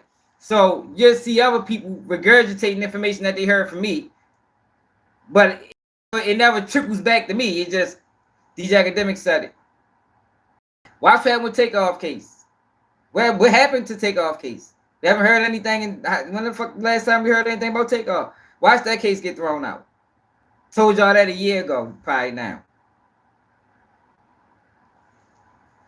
Yo, I just got a better understanding of law than most of these people. Like, otherwise it's so hard for people to understand that. Name it, Jay. Don't just say that. You gotta name it. You know how I try to explain things over here. So when you say something, you gotta explain it. You can't just make a statement. What did I say that was contradicting? I can explain everything I say. Because I know what I say, and I know why I say it. So what did I say that was contradicting? Don't just say that. Like, I could just say anything if that's the case. Yeah, people don't understand, man. Like, y'all, they're like, I'm not them other guys. I keep trying to tell people that, man. When it comes down to law, you're going to get the best information over here because I'm not a lawyer. So I don't got to be politically correct. You know, the lawyers, they got to be politically correct. They're not going to tell you, man, them lawsuits bullshit, they're getting tossed. No, hell no. They're going to deal with within the confines of, you know, the lawyer talk. They're going to give you lawyer talk. I'm going to tell you what it is. I'm going to tell you what it is. I just explained it to you, Jay. You're moving too fast. I just told you why. The lawyers are going to give you lawyer talk. I'm not giving you lawyer talk. I'm going to look at the paperwork. Yo, this is bogus. This is strong. This is not.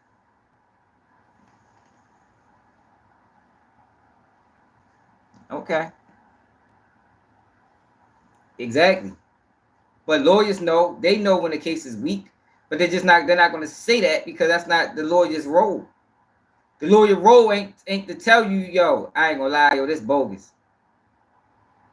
I don't know how many of y'all had to deal with lawyers before, but it's a such thing called lawyer talk. And that's what they're gonna give you. They're gonna give you lawyer talk. That's what they're gonna give you. I'm not gonna give you lawyer talk. I'm gonna tell you the truth. Lawyers don't always tell the truth. They don't always tell the truth. They're gonna give you some, you know, they're just gonna give you, you know, enough to keep watching. Yeah, man. Name it, like I said, yo.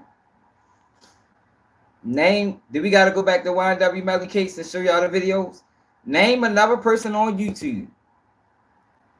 Name another person on YouTube that told y'all YNW Melly wasn't gonna get found guilty. Who else told y'all that?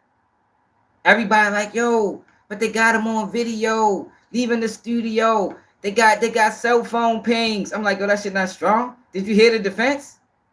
Did you hear the defense to that evidence? Reasonable doubt. That's what everybody forget. It's not about what you know. It's about what you can prove, man. It's about what you can prove. He might.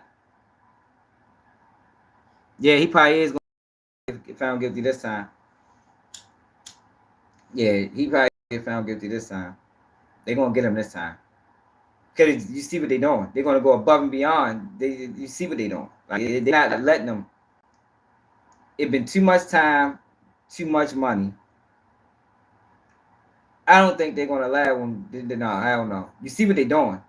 Right now, they're scared of that defense team. So what they're trying to do is they're trying to convince Melly to drop that defense team by this fake-ass investigation into his defense attorney. And telling him it might come a time when she got to choose her safety over yours or her freedom over his. So they just playing a dirty game. And whenever they playing a dirty game like that, it's gonna be hard to beat them because they're gonna go the extra mile to make sure they get a guilty plea.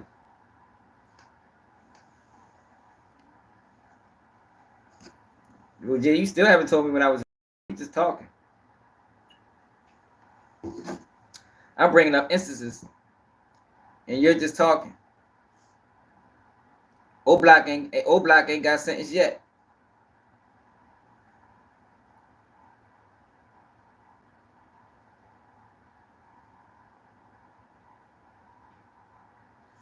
I don't want to told everybody that O-Block, the only reason that O-Block case went federal is because it was too weak to go state. That came from me. Nobody else said that. Oh, it happened in the Gold Coast. Remember that? It went federal because it happened in the Gold Coast. No. It went federal because it didn't have no fucking evidence. It went federal because they can make it a RICO and they can bring all these fake ass witnesses like Barry Bonds, where the fuck he at. He probably still watching. They can bring them on the stand and they can give their account of, they can identify these. That's the only reason the case went federal. Didn't have no case against them boys, man. They wouldn't be able to convict them in no state court across the United States. So what they did was they concocted a fake ass RICO. Now, partly the reason they did that is because of the where it happened. They wanted to make sure that they got some type of, they wanted to make sure they made an arrest. But the main reason that case went federal, the murder FBG duck went federal and they turned it to a RICO is because they didn't have the evidence. No first-hand knowledge. No witnesses. No guns. No nothing. And them boys facing life in prison for that shit. Grainy video footage. So where was I wrong at, man? See now I got an ego problem. No, you can't say that. You said I was wrong. I win. Give me a situation.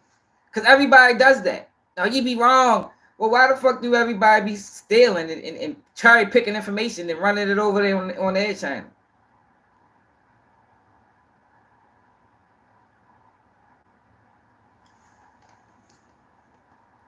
I bet Diddy beat that sex trafficking case. Count.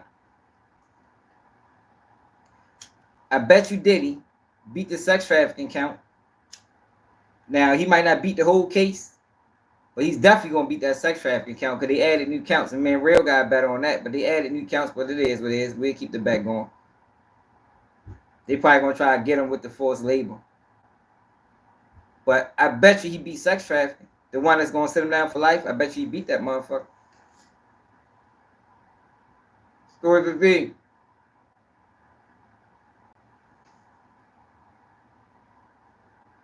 I make sure y'all tap this Stories with V. I'll be understanding people. They're like, yo, y'all be funny as shit. Why everybody want me to be wrong? They probably can't wait. They're wrong.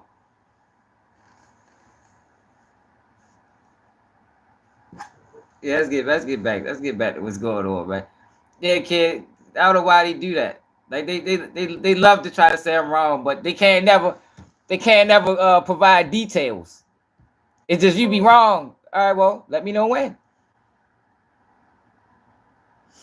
Hey, Mike. I did a whole video on that. It's called "The Same People That Run the Hip Hop Industry Run the Prison Industry." Check it out. It got me demonetized for. This call is from a correction facility and is subject to monitoring recording. Thank you for using Global Tel-Link. Hey, baby. Yeah, I did talk about that, Z's. Well, I'm just now trying to feed the baby. Man, that was a crazy live with Adam. I can't believe he called me to ask me those questions. Yeah, I know. But now, what I was telling y'all before we got distracted is that, yo, I think this some type of cooperation agreement, because I can't see a lawyer in America allowing their client to do this if this is not by design. Oh, it's narrative talking about that. I shouldn't be saying this and saying that, but I feel that I'm an innocent bystander in this, and everybody knows that I've been breaking down his character for years. You get what I'm saying? And I feel that they trying to run a narrative. So saying to what did I'm saying? I didn't say nothing that have not been said already. I'm not putting no crimes on nobody, saying he did this, he did that.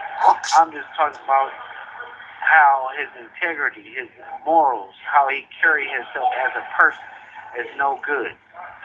That's why I call him Big Useless.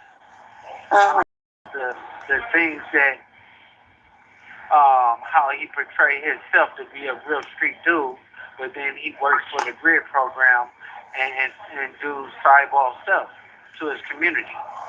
I see. So you saying that he basically worked for the police, not against the police. Yeah. So nah, this it's is like federal. this, right? If somebody is working for the grid program and he's the top honcho of the grid program, and if something happened and you reporting the situation that happened, when you're doing that and you're supposed to be a street dude and you're getting paid by the city to swear and protect your community, why would you still be in the street life? Why would you be doing certain things that you're not supposed to do?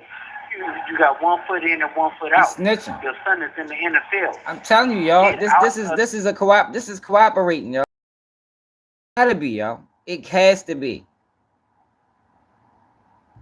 This street stuff, and then certain things won't happen. Everybody would still have the same respect, but they know that you changed your life and you working with just the community. That's what you want. You want change, right? But he don't want change. I'm gonna tell you. I'm gonna tell you why. I'm gonna tell you how we'll know. It's not because it's gonna come up in documents. We'll know if he's cooperating by how much time he get. Usually. And when I'm breaking down the situation, even with the Nip situation, is I know he don't have nothing to do with his mind. At the end of the day, that wasn't his brother. He loved Nip that. He used Nip as a tool for him to market and get in the industry. He used Nip for money to profit off of it. Because why would you have a 10-year contract That's really funny as shit. With your son or your brother, and you're not doing anything? This call is being recorded. You're like, yes. Go time. Showtime, y'all. We got the record button going. Let's go. To help his career. Everything that Nip was doing, it was him, Adam, and all of them doing. It wasn't doing things. No, it was him on his own. And I talk about a man's character. They talking about, you said this and this and this. How is I'm saying everything that I'm saying and saying that I never, I don't fuck with him. I've been stopped fucking with him. It's been years, baby. And you know that we've been married for years. And you don't see him around. You don't see him. That's what I'm saying. It doesn't make sense. And that's, I can't, like I said, y'all, I would be dumb to think they doing this for no reason. I would be slow to think that they're doing this for no reason. This is a cooperation agreement, man. 2025. We probably gonna start seeing a whole lot of this shit. Definitely Method 2, Method 3 for sure. For sure, I can tell you for sure. I haven't seen or heard you talk to him since we've been together. That's for sure. Yeah. So it is vicious by his truck. It's just things that he has done. Well, listen. At the end of the day, you just wanted to send a message to the trolls that are trying to, tell you how to live your life and do things. You are the only person that, can choose what they want to do, So we're recording this so they could hear it. You just keep, pushing whatever narrative you want, because ain't nobody else can push a better narrative than you, for you, opposed to someone else doing it. Yeah, so they say, let your attorney talk and stuff like that. But what is my attorney talk? Don't he supposed to talk about my case and what I'm supposed to be done and innocent? If I'm not talking about my case. Yo, your attorney is supposed to talk in court, not on the fucking internet. If I'm not talking about something You probably in that hurts PC. any individual that's in this situation, what is I'm really talking about? About me still. Nah, bro. Hey, kid, I think she complicit. She know what's going on. She know what this is. I think she's complicit in this. She know what's going on. She don't give a fuck. She just trying to get him home. She know he cooperating. That's what I think. Doing certain things and giving out interviews and giving out content and entertaining people still while I'm in here. What I don't understand is, honey, these people are talking about you, but they're making content for their own clickbait. You know what I'm saying? Like the people that's spreading lies and rumors, while you guys are in there really fighting for your lives.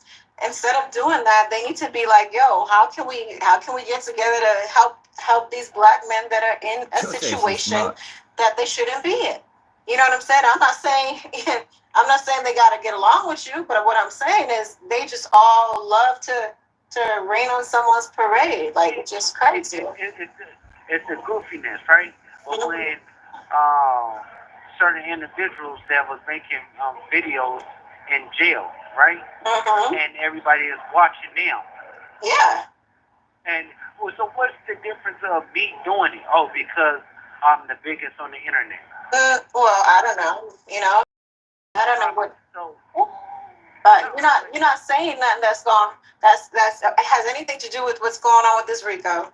So at the end of the day, you're saying things that's already public. You're saying things that's already on the internet. You're saying things that are there. You're not telling stories or anything like that. That's already not being said.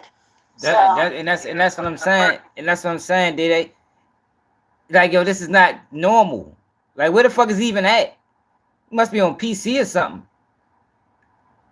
Like, ain't nobody in the joint sitting back like, yo, what the fuck is yo doing? Like, you feel me? Like, yo, this is crazy, man. This is crazy. Well, I never say anything that's incriminating somebody. If it's an open case or anything like that, it's none of my business. I don't wish jail on him. I don't wish jail on nobody. But I'm not going to sit there and stand with people talking about or parading and saying that I'm talking, but what is I'm saying? You want some more I think people need to use their common sense. You want some more sweet They need potato? to understand that I'm a celebrity. It's entertainment. It's things that's culturally known for people to do. But when they seen other people making videos, we're talking about they making videos with footage. They not saying, oh, stop talking and stop saying this or stop saying that or whatever. No, they watching it. But since everybody wants to, everyone has an opinion. They want to form an opinion. Everybody, they want to have an opinion because they want it to go away. Because they think if I go away, it'll be their turn. Your son is so greedy. He loves sweet potato now. He is crying because I'm not giving it to him fast enough. What?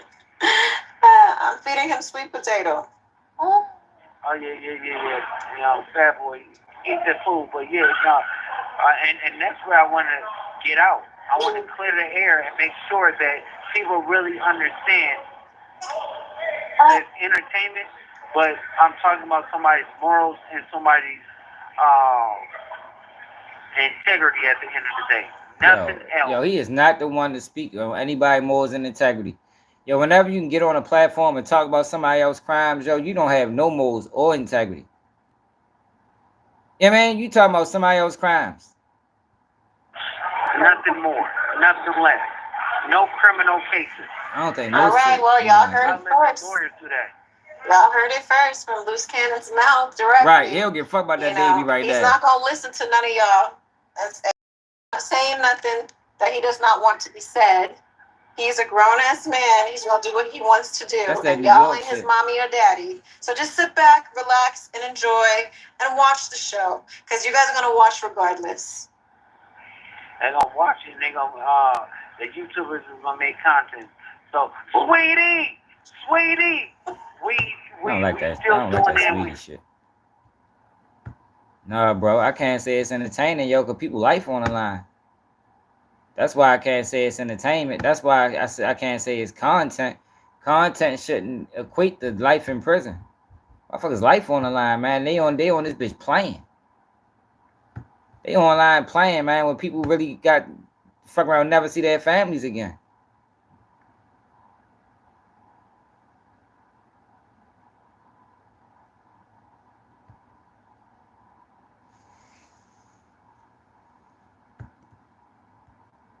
Is Wack next to get indicted? Fuck no, Wack ain't get indicted. What the fuck? Why would he even ask this question? Why would Wack be the next to get indicted? I have something I want to tell you before. This nigga ain't get no indicted. What the fuck? That nigga is the indictor. Like, what the fuck are you talking about? Fuck does he mean he's next to get indicted? Fuck no. That nigga ain't never getting. That's why he in this situation because he don't want to get indicted. That's a fucking fucking cooperator. And let you know that on Wednesday morning, I was Cause Billy, I think Loose Cannon is cooperating, bro. He cooperating. Like I swear, yo, there's no way I can stretch my mind to believe that he that stupid. It's no way. It's no way, yo. It's no fucking way. For Loose Cannon to been in the streets his whole life, involved himself in all the street activity, for him to not know that you shouldn't be talking on the jail phone about your case, it's like, come on, y'all. Ain't no way. Ain't no fucking way. That man is cooperating, bro. penetrated by a man. That ain't my type of conversation. Welcome to No Jumper, the Adam and Wax Show. What's crazy about it is that I don't remember anything. I was drugged. Now, for the record, this was a colonoscopy. This wasn't just regular old. Oh, okay. You went and got your colonoscopy. Okay. I did. Now, what I understand is that they penetrate you. They put a camera inside the hole. My thing is, I don't remember any of it. What do you mean? They put the they needle. Yeah. They put a needle into my hand, which is that alone was. Explain. Yeah. Brick said the blacks do it as well. In there? Nah, they don't. Brick said it's out of the ordinary as some people try to claim. Motherfucking lie. Brothers in there. The Crip card, the Blood card, the Paru card, the Muslim card.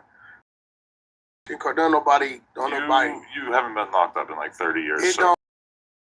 30 years before I got locked up, the rules were the rules. The time was the rules, and the time I haven't been there. Things have got a lot gayer. Nah, I'm sure. There's a lot more. It could be, but the straight people, they don't do it. But again, Brick, yeah, they do.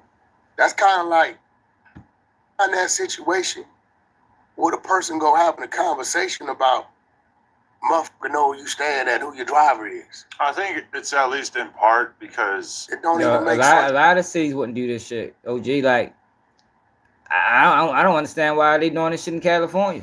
Like, yo, Adam couldn't take this platform on the road. You know, certain cities, you can't get away with this shit, bro. Like, it's just crazy that they allow these people to instigate beefs and cause all this bullshit and nobody holds them accountable. Much like Big U, you've kind of gone into detail about a variety of situations that a lot of people are conflating with extortion at this point. What do you mean by that? What you mean? It's been supposed, and we don't have to get into the details of every single one of these situations, but it's been, you basically said in the past that Oscar De La Hoya was paying to not have his nude photos or zesty photos released. Stop right there. It's been said that you were talking to Nipsey's family about the gay tapes of him not coming out. I don't know if there's money involved in that. It's been suggested that maybe Kim Kardashian at one point or Kanye, that they were doing stuff for you so that you didn't release more sex tapes of her. Okay. Now, let's start with the first one. And when academics kind of tried to bring up some of this stuff on the podcast, you got very irate and you were really kind of screaming at it. Because y'all dumb. See, right there. You're a dummy too. I gotta call you a dummy. Okay, but because I'm gonna show you. But starting with the name calling makes you look more guilty. No, I'm gonna show you why. Oscar De La Hoya. Mm-hmm. If you listen to the conversation, I clearly state this is what the attorneys worked out. Mm-hmm. See, the minute the attorneys are involved, right? This is not extortion. This is a business deal. Dang. Oscar then talked about it openly on Club Shay Shay. Mm-hmm. Right? So the minute you get attorneys involved, see, if you have something, right? That's yours. It's yours. And you got the consent to have it. Okay. And you like, hey, bro, check this out. This is really pertaining to you. Hey, attorney such and such, contact his attorney. Tell him if he wants to take possession of this shit, right, to where I don't use it, let me know. Right? He calls his attorney. They negotiate what they negotiate. They draw up their paperwork, right? He never one time talks to Oscar De La Hoya, right? There's never conversation between the two. The minute you get attorneys involved in these type of situations, that's not an extortion, right? So we're going to. You probably trying to break ties. Right? Sure. This started on bootleg. Hey, Lou. Yeah, you lied. Just too fast having it. Nothing to see here, y'all. Just too fast talking. That's all. That's all we watching. Just two federal informants having a conversation. Not to see here. Oh. And they calling it content. Kev said, what's up with these extra tapes I've been hearing about? I said, yeah, it's a couple extra tapes. He like, what you gonna do with them? I said, we would never do anything with them but give them to Kanye. That's what we're saying, right? Okay. You can pull it up, right? So guess who calls me? The Kardashians. Kanye. Oh, Kanye, okay. What? What up, bro? Man, I seen boom, boom, boom. Yeah, is that real? Yeah. Well, how could I? You said, okay, cool. I'm gonna put you with little bro. Y'all, you know. Yeah, send him to the airport. Bro, grabbed it, right? Went to the airport, gave it to him. Okay. What do you see? Where's the extortion? Maybe some of that stuff is above board, but I think that a lot of people are assuming that if you were doing all this type of stuff, then maybe you were also hitting up the food vendors outside of Crenshaw High like they do. No, stop right there. What type of stuff have I done? Everything I just laid out to you was either it was a business deal or it was a man keeping his word and just saying, here. But you realize most people don't monetize their life in such a way. I'm not saying that there's anything inherently illegal about it, but most people don't obtain sex tapes and then profit off of not releasing them. Lawyers or otherwise. No, the profit came after the initial release. That shit been out since like 03. Which, the sex tapes? 04, yeah. Well, the original one, yeah. But you supposedly had more. Yeah, but again, and then Kanye went on the show and delivered the drive. Has anything ever come out? Not yet, but Kim K's an op now, right? She ain't my op. She ain't ever did nothing. Well, she's Kanye's op, and you're Kanye's homie, right? Well, that has nothing. That's his ex-wife, bro. That's the mother of his kids. But if you look at the bootleg Kev show when he asked me, he seems very upset with her. No, when you asked me about it, he said, "Bro, what y'all going? Y'all can make." I said, "We would never do that, bro." Like, and at this time, I wasn't even. You know, I knew Ye. We talked all the time, right? It wasn't no like that's my partner at this time, right? I said, we just sit over in the safe. Like, we ain't got no. They gave us academics. We got kids by her. Like, on some real shit, we just give it to him. You wouldn't, absolutely not. Well, he asked me that on the show. So, Ye called my phone. That nigga called me. Right? Hey, boom, boom, boom. I said, yeah. He said, I seen it. That's real? I said, yeah. I said, how could I get it? I said, I just had a little bro bring it to you. Because I don't want to have that discussion with him because that's his, you know what I'm saying? That was his wife. So there was never a time where Big U said to you, hey, this weed shop, they owe me 20 grand. Can you go grab it? I never did that type of business with him. I'm going to be real. I've never, ever seen him personally. I've never seen him take nothing from nobody. Okay. I got a lot of. You serious, bro? See, that's the dangerous shit about it. Now, I ain't never seen him do nothing.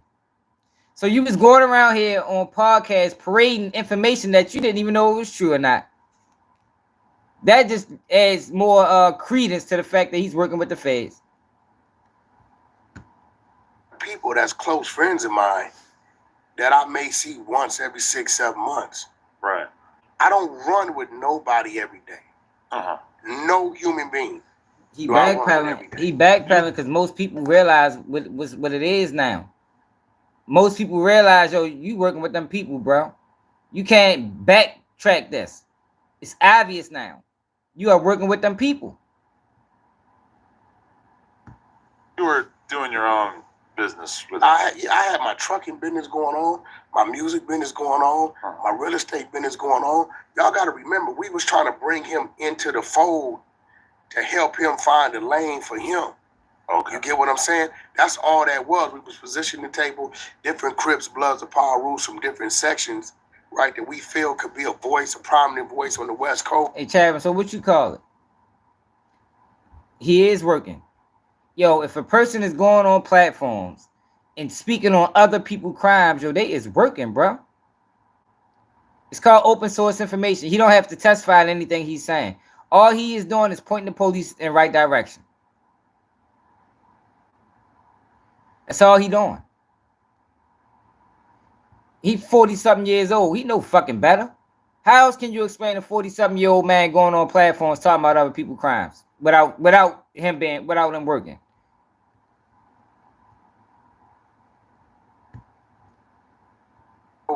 Who wanted to be part of the music industry, those of us that had certain plugs and connections, right? So you were trying to bring him more above board. That was our only movement, right? And everybody will tell you, the dudes from Long Beach, if you pull up Bridging the Gap, that's whack bringing K Slay out here because we had lost all our radio out there.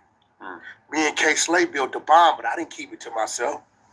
I brought him out here, took him to all the different neighborhoods, allowed the rappers to exchange numbers with Slay, and then they built with Slay. They did mixtapes and did shit, and boom, so vice versa. So when Slay needed things for Papoose at the time out here, it was just a phone call that we made it happen. So we was trying to rebuild the bridge. Yo, they found a way. They found a way to use these duality. These podcasts is serving two purposes. One purpose is to make it appear that these artists are getting put on, you know, because they're putting them on these platforms to talk about crimes. But the other purpose is to get them arrested. But the podcast is winning all the way around the board. They winning all the way around the board because they win when they get them to talk about crimes. And they win again when they get arrested to get killed. It's a win-win for the podcast. And the feds win because now they don't have to investigate like that. They're being told what to look into. They have to keep bringing in witness after witness after witness and interrogating this person and questioning this, see what this person knows and let this person lead me to this. No, hell no. It's way easier now. We can get the artist up there and get him to talk about the crimes, and we can just investigate from there. Should get burned down. Because at this point in time, it was like they was over there, and we was over here. It really wasn't nobody conversating. Okay. So we came up with this Bridging the Gap thing. And that's how that started. But all the business, the real estate business, I did when we helped him with his home. The Nipsey Hussle business, Gang spoke on that on Vlad. What else did we help him do? When he started to build the Crenshaw Coast organization, we get my artists to post the signups. Scooty, about this time, Scooty bikes was hot. So us having Ray J show up on the flyer, Ray J's coming to give away a free Scooty bike to the whatever. Everything we did with him was business. And I'm going to be real. Anybody that know Big U, I'm going to keep it 100 with you. Part of his problem I had with him about the music business is he, like, I would tell him, yo, such and such sign the artist. He like, bro, I only want to sign people from my area. Right. Big U's a dude that's big on his area. And I'm going to be real with saying that. I think Big U only would do this type of shit with people from his area. If you look at the indictment, everybody is from his area. Right. I don't think Big U trusts to go outside his bubble to do any type of criminal acts. Because that's why extortion has become so much less popular over the years, is because people are more willing to go to the cops. The cops take it extremely seriously. So the real primary candidates to extort are people who are doing illegal business, like a sort of black market weed shop makes sense, a strip club, who knows what kind of stuff they got going on. You can extort a drug dealer because they can't really go to the cops in the same way. You know, like people always kind of assume that like No Jumper has been extorted, but nobody's going to come to us and try to extort us. Somebody asked me that last night. Because what am I going to do? I'm going to call the cops. Somebody asked me that. Quickly, your whole operation's going to fall apart. First of all, let's be real. Unlike a marijuana shop, there's no money on hand here. That too, yeah. Your money comes from cash helps. Yeah, dog. That like so. There's not like so. When it comes to that, like no, hell no. And that's another thing, that the nigga that got extorted is a fucking snitch, and he in the streets. He didn't start telling until he got booked in I think was it Cleveland, it was Ohio somewhere, or Minnesota. He got booked in another state and caught some federal charges. That's when he told on Big U. He ain't had no problem getting extorted. He was getting 25%. If he sent Big U to somebody else to get extorted, he was part of the play. He was profiting off the extortion too. All right, it was in Ohio. When I was reading it, or Prince was reading it, you know what I mean? I've seen it too many times. It was kind of like, see, because I know the time frame, and I know what I'm hearing. It was kind of like when I bagged up from him, right? He went back to his old roots. Because I'm going to be real, a lot of the people was against me bringing him to the table. Because they thought he was shady? Or they were scared of him, they thought he was shady. They like, yo, Wack, fuck dude. You know what I'm saying? Like, Wack ain't no gang member, y'all. Wack is lying. That on Pyru shit is a facade. That's that. So basically, y'all, what they did with Wack is what they did with 6ix9ine. What they do with a lot of these guys. You know, they put them around the gang to add credibility. Like I said before, if Wack wasn't screaming on Pyru every 3 seconds when he first came out, yo, would people still listen to him? Part of the reason that made Wack even a thing is that everything was on Pyru. Wack ain't no fucking gang member, man. That gang don't fuck with y'all. He probably can't even come around them boys. Now, he probably got a few guys that overlooked his snitching, you know, because it's monetary value added to it, that hang with him. But as far as Wack being a gang member, fuck no. Wack don't even like street guys. Wack said, if you can't get in this car smelling like weed or having warrants. Wack is a fucking, I don't know what you call him. I think Wack went sour and how he developed this animosity toward the streets is when he got dragged into the death row shit. He got dragged into the death row situation when he wasn't doing nothing. They tapped his phone, tapped his car, raided his house, found him with a firearm, and I think they flipped him. I think Wack been working there since. Wack been working since for years, man. He been an agent for years. I think. Was against it. And that's why you never hear his name tied to nobody else's name like it was mine. Because they dealt with him when they had to. Right. I was a dude that went and got to know his family. Trying to be a real friend. Yeah, you know what I'm saying? I go to his crib, he come to my crib, you know what I'm saying? Like, I got to know his family, and, you know, whatever I could do, I would show up. Then y'all gotta remember, y'all, he doing all this because of a business deal. He did all this over a business deal. Yo, Big U ain't did nothing to this boy for real. He ain't brought no violence his way. Big U ain't start trying to bring Wack 100 violence until Wack 100 start snitching on him on fucking podcasts. That's why I say, yo, I can't excuse how Big U was moving. You know, because the situation with that little kid, that's crazy. Yo, but the shit he doing ain't no better. You know what I'm saying? People I had met like Sandman and people I'd have been to a couple funerals. I've been to his mom's house. You know what I'm saying? I met his pops. So it was kind of like we kind of had a brotherhood going on. But yeah, no once jumping again, Melrose at this though, time, y'all. 8 out of 10 conversations when I got a call from him was him calling me because somebody was on his phone pertaining to business. So what he did turn into, what we did help him turn into, was a magnet. He was a magnet name. Yeah, for real. Black Monster, you ain't lying. Everybody couldn't get to me. I think he was lining. I think he was lining Big U up for years. I think he was lining that boy up for years, man. Dealing with you, I didn't talk to you. But if you could get to Big U with an idea you got that some whack could help with, Big U will call, hey, little bro, what up? Man, I got such on the phone. They trying to do this, that, and other.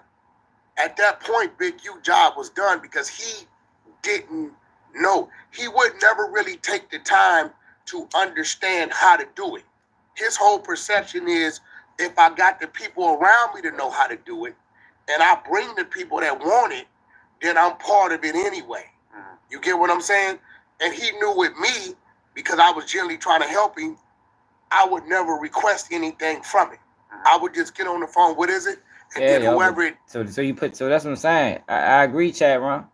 You said Big U tried to backdoor Wack for his contracts. That's when it went bad. Also, Wack saying how he did other so-called friends, Marley Marl, Nip, and a host of others, why stay and get got. Yo, but that don't mean you put the police on him, bro. What the fuck you talking about? That don't mean you put the police on him. I'm sure Big U did do him dirty. Big U did everybody fucking dirty. You know, he was a bully. Yo, but that don't mean you put the police on him. That don't mean you start going on podcasts at the podcast talking about crimes he committed. Yo, the federal government is not the friend of the people. People got to understand that. Yo, since when did we start respecting federal informants? When did we start respecting the Fed? When have the feds ever been for the betterment of the community? What year did this start, y'all? Nobody has answered this question yet. What year did the feds, and the history we know about the feds and these agencies, what year did we decide that, yo, they really want the best for black people? Somebody please tell me, man, because I don't know a year. Ever since I can remember, the feds always been a disruptor of black people. The feds has always been in the middle of black people in freedom. Black people in success. So why are we yo, this shit crazy. Needed, I make the calls and put it together, and then he'll run with it.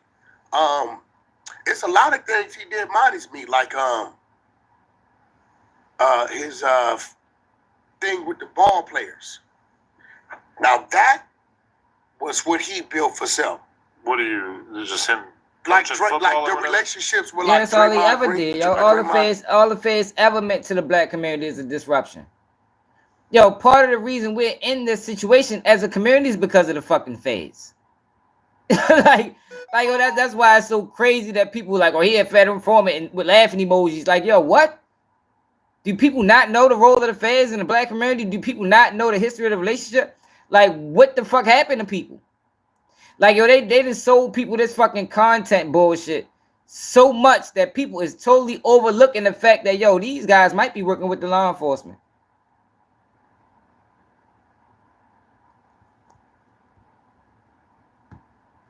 Green, shit like now Shaq, that was us. That was actually Stutterbox. That was the Stutterbox and the Whack thing. Right? I remember one time, I believe it was in Houston. He had just come home and he was standing outside All-Star Weekend or whatever. And nobody would let him in. Nobody knew who the fuck he was. Right. But Box at the time was moving real strong with Shaq. Box seen him and pulled him in. That was Shaq's first interaction with him because Box was Shaq's right-hand man. Do you think Shaq left LA because of the gang politics, aka Big U with him? No. Shaq was already gone. Time Big U come on, Shaq was already on Star Island. Okay. Yeah, he was already on Star Island. He was already back in Florida. He had the big crib in Orlando, and Shaq ain't never been ran out of nut, man. Like, everybody loves Shaq. Like, Shaq is just, that's family with everybody. But that part of the indictment where they're basically talking about how a bunch of NBA players got scammed by... Wack weaponized the internet against him. That's the only way he can beat him. He couldn't beat him on no other level. He talked that shit online, but he never talked that the big U face. He knew he couldn't beat him on no other level, so what he did was he weaponized the internet, and that is snitching, because it was intentionally done. Everybody know the feds. Everybody been knowing the feds been watching the internet for probably 10 years now. So if you get on a platform, you talk about somebody else's crime, you doing that with intention to get this person arrested. We're not letting Wack slide from under this like he know what the fuck he was doing. He knew what he was doing. That man could move around LA property. By another player. It was premeditated. And then he makes them like hand over $100,000 each to him and shit. Because I was doing a lot of business with Shaq at the time. He was one of the first people to send over the 40-foot trailer, like with the toys and stuff, to give away for like Christmas. Okay. So you gotta understand, like, when a guy like Shaq looks up, yo, Shaq brought snow to Watts. You know that? Yeah, the snow machine or something? He brought the snow to the projects. He went over there and they was like, yo, we want to see the snow. So he somehow had them go up there to the mountains, get a bunch of snow, and bring it in and just put snow all through the projects. You could pay people to just pull up with like a machine that makes snow. No, he had them go up to like Big Bear or something. Get the real snow. And get the snow. So whatever you come to serve a lot of these guys and they see like, okay, you're doing something for the kids, and you can visually see he's giving this stuff away to the kids, right? They don't mind being a part of that. The dude that spray ground backpacks, that's my guy. He gave you one, I believe, 5 years ago. A backpack? You was hanging with Big U late night somewhere. He gave you a backpack, a white one. A white backpack? You had a red hat. He said you're the only white boy. You saw that? With a red hat. That was at the T.I. and Young Thug video shoot, which now, in retrospect, I'm thinking, what kind of arrangement was struck that would allow these guys to shoot this video? We put him with T.I. That was in Hollywood, too. So Yeah, I don't but what know. I'm saying is, like, even that's a plug that come through us. He's a Muslim brother. If you go back, I did exclusive. This the thing, right? This rise of Wack 100 and this shit didn't happen by mistake, y'all. Like, this was generated. I keep trying to explain, this shit was generated. This shit was predestined. This shit was a plan in the works. We are gonna use this fucking internet just like they do anything. Whenever we find a new ways, a new form of monetization or anything, they gotta get their guys in.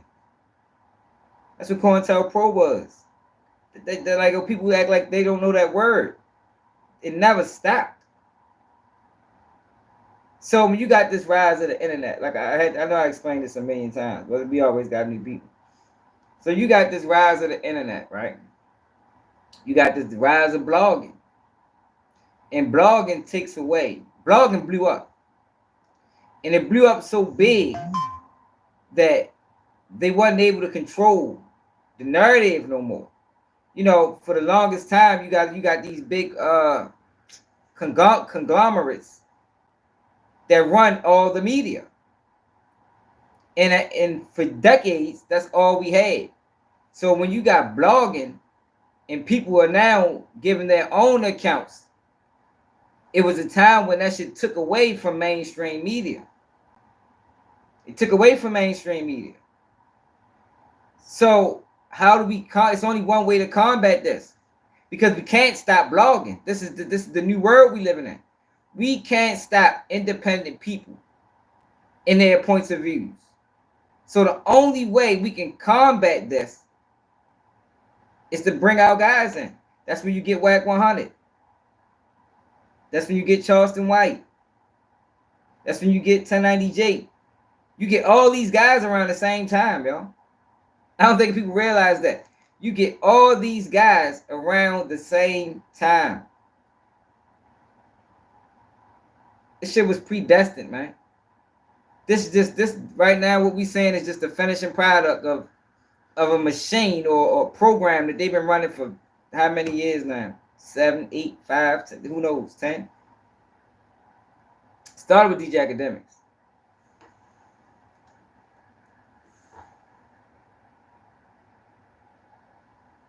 But it was so new with DJ Academics that at the time they didn't know. What's up, Drizzy?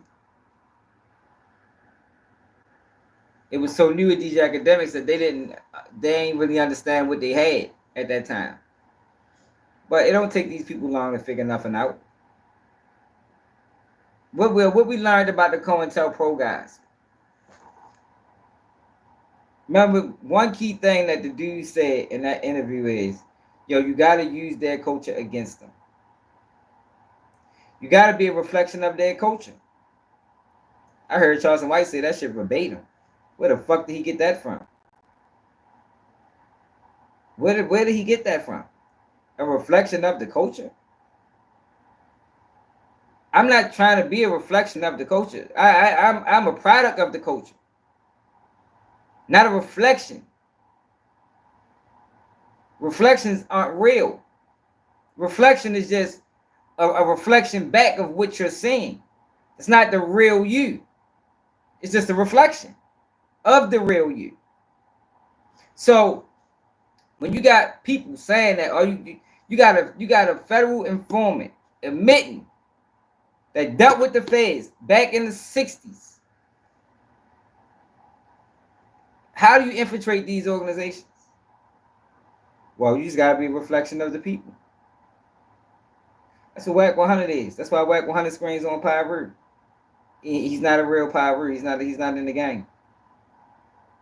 I'm a reflection of the people.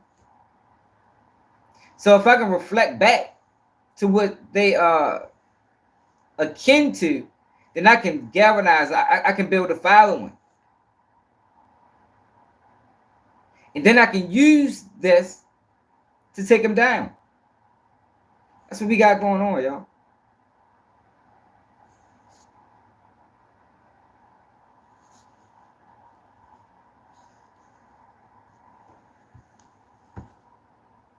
Spray ground run with red, spray ground back with game.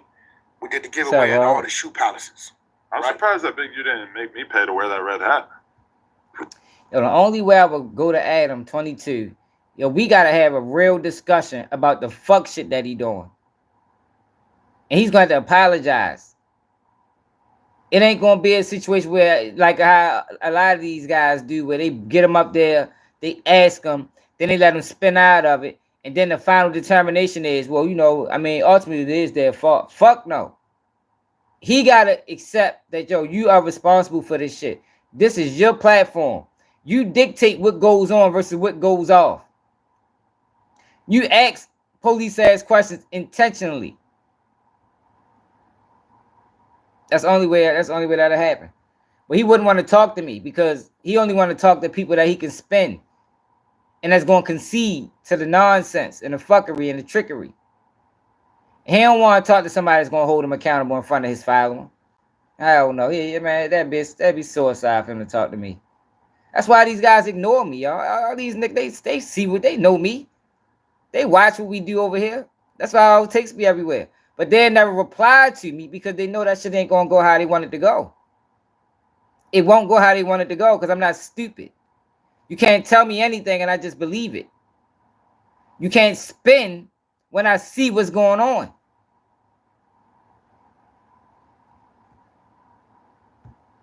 Nah, he was just bullshit. He don't care about no gangbanging. You know where that was, though? That was at that one studio where everybody makes jokes about it because it was used in one of the Batman movies. It's got all like the panels with the lights That's on the east side. Yeah. On the east side. Yeah, I know exactly. I filmed over there before. So you got to remember, like, I don't read what I'm reading. I've never seen him operate in that capacity. Okay. Yo, but that just goes back to the stories you hear. But who is he? Yo, that is crazy that he's doing this. Yo, this is no different, right? Going up there. Going up on these platforms, right? And speaking on things you don't know about. Because that's basically what he's saying. I didn't know none of this shit was true. I just was going off what I heard. That is the same thing that Tony Busby and all the rest of them guys did to Diddy when they announced them lawsuits before they was filed. That's the same thing. Since when was it okay to announce lawsuits, damaging lawsuits, accusing this person of doing shit to children and shit before you filed them?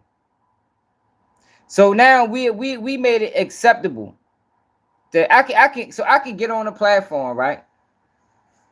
I can get on the platform and just tell you what I heard, like Gene Deal did.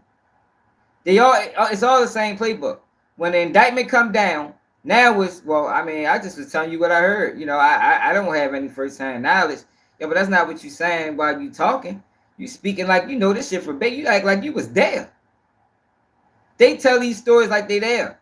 Gene Deal do it to Diddy all the time. You tell these stories like you was there, like you witnessed it.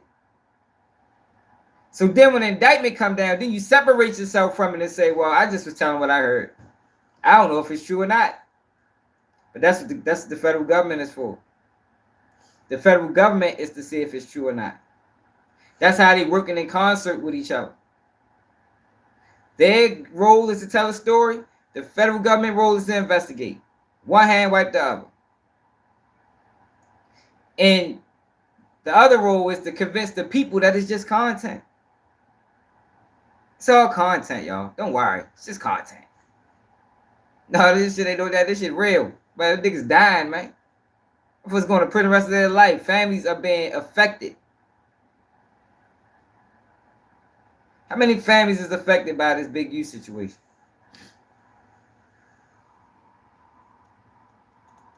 How many families is affected by a Dirk situation?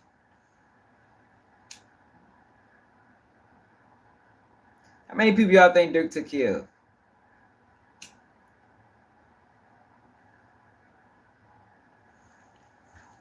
With the money he was making, how many people do y'all think lifestyle depended on Dirk? But then you get DJ Academics bring him on a platform and he say, what did he say? What did he ask him about the Slide for Vaughn? How do you feel about the Slide for Vaughn comments? Months, years, almost a year after, people ain't even say it no more. You ain't hear people talking like that no more. People that wasn't still a question at that time. So what should be for Quano Rondo? What you think about King Von death? This was 2-3 years after all that shit, man. At least 2 years. That shit wasn't a topic no more. Oh, he did boom, boom, boom, boom, boom. So it just looked to me like he went into survival mode. And start. I know the dude, the dispensary owner. Oh, okay. I've done business with him. Okay. Like he would call. I think the last thing I did, I booked Sada Baby for him downtown. But he called me about October. He like, bro, you know what? With you, bro, it was always straight business, man. I give you the money, you make sure the people there, and boom, boom, boom. So, you know, when it comes to weed and all that type of stuff, I shy away from it. I really don't like to deal with it because it's not approved on the Fed side. But a lot of stuff I'm reading, and some of it I still really, I'm kind of like, it's missing some pieces. I can't see him. I can't see Big U shooting a kid in the face that once lived in his house, right? Yo, get the fuck out of here. I'm not watching no more of this shit. This nigga's crazy. This nigga is crazy. What the fuck, the feds put this together? All right, Wack.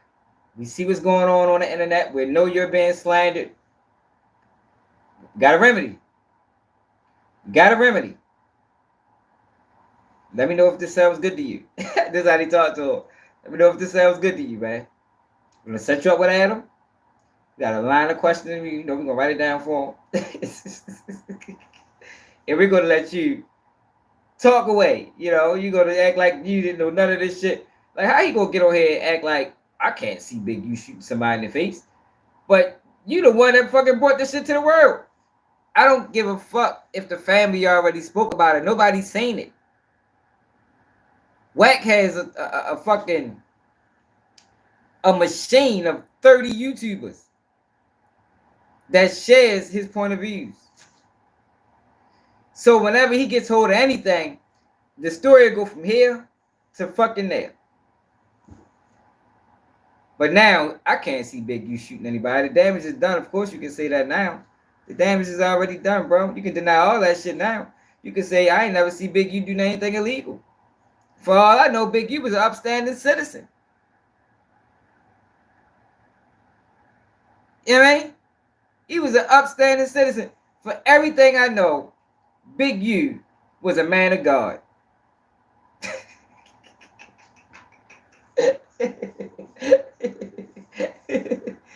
But old time he been slandering the man's name online for years. I'm not watching no more of that shit, yo. I don't enjoy being lied to, yo. I don't know if people can notice that or not, but I can't just sit back and watch a motherfucker just lie, and I'd be like this. That's good content. Man, fuck no, that shit goofy. That man lying like a motherfucker, man. Get this nigga off my fucking screen. Lying bitch. You need to ask him why the fuck you scream Eugene like that.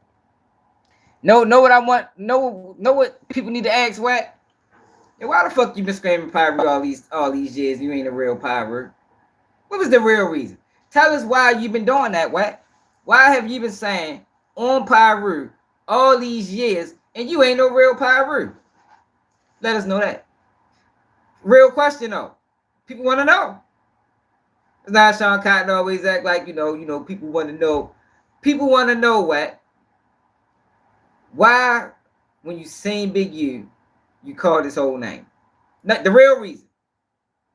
The real reason. Not that shit that you said on fucking Trap Lil Ross. And the real reason. You said his first name. You said his last name. You said his nickname 4 times. You said his first and last name. Then you said his first, last, and nickname. Why'd you do that? What the fuck? And then, hold up. We ain't finished. We got more questions. And then, when you was questioned about it, you made it seem as though they should have got out. But you know you did that because you was scared to death. And if they'd have got out, he'd have went to fucking prison. So why are you up this bitch line, what? Like, no, it's another good question for what? What happened to that gun case you caught with Stutterbox? Or not Stutterbox, but that gun case you caught when Stutterbox lined you up with the feds. What happened to that case? I can't find it anywhere in the system. Why did Greg Caden owe you a favor? It's another good question that people need to hear from what? You know, Greg Caden owed you a favor. Why? Have anybody in the comments have had law enforcement owe them a favor? I don't think I have. I don't think law enforcement ever owed me no motherfucking favor. I don't even know how you even get them type of favors from law enforcement. You know what I mean? We got real questions, yo. Not this dumbass shit that we already know the answers to. Yo, really try to sit back and act like, yo, I ain't never see and that's what make me think these guys are all working together because that's the game plan. The game plan is to incriminate, and then deny. Yo really sat there and said, I ain't never see Big U commit any crimes. That's like me going on interviews, right? And I'm talking about crimes that my family members committed. Not none of my crimes, just shit they did. Man, one time, man, I see my brother do this, that, and the third. Yeah, you know, my cousin, he be doing that. And then when shit happened, I'd be like, well, I mean, I never actually said I seen it. You know, I just heard through the grapevine. You know, I ain't see anything, to be honest, but I just heard. Now they all indicted and shit, everybody locked up. Man, get the fuck out of here, man. I'm not buying that shit, man. That nigga crazy. That man lost his fucking mind, man. For real. Wild ass nigga. We living in some wild times, y'all. Some wild times. But yo, we be back live tonight, 11 p.m. Eastern time. I'm ready to take a little nap. I'm tired for real. Make sure y'all subscribe to the channel if you're new. If you can't support the platform. It's another day. Keep it your news. And I'm out.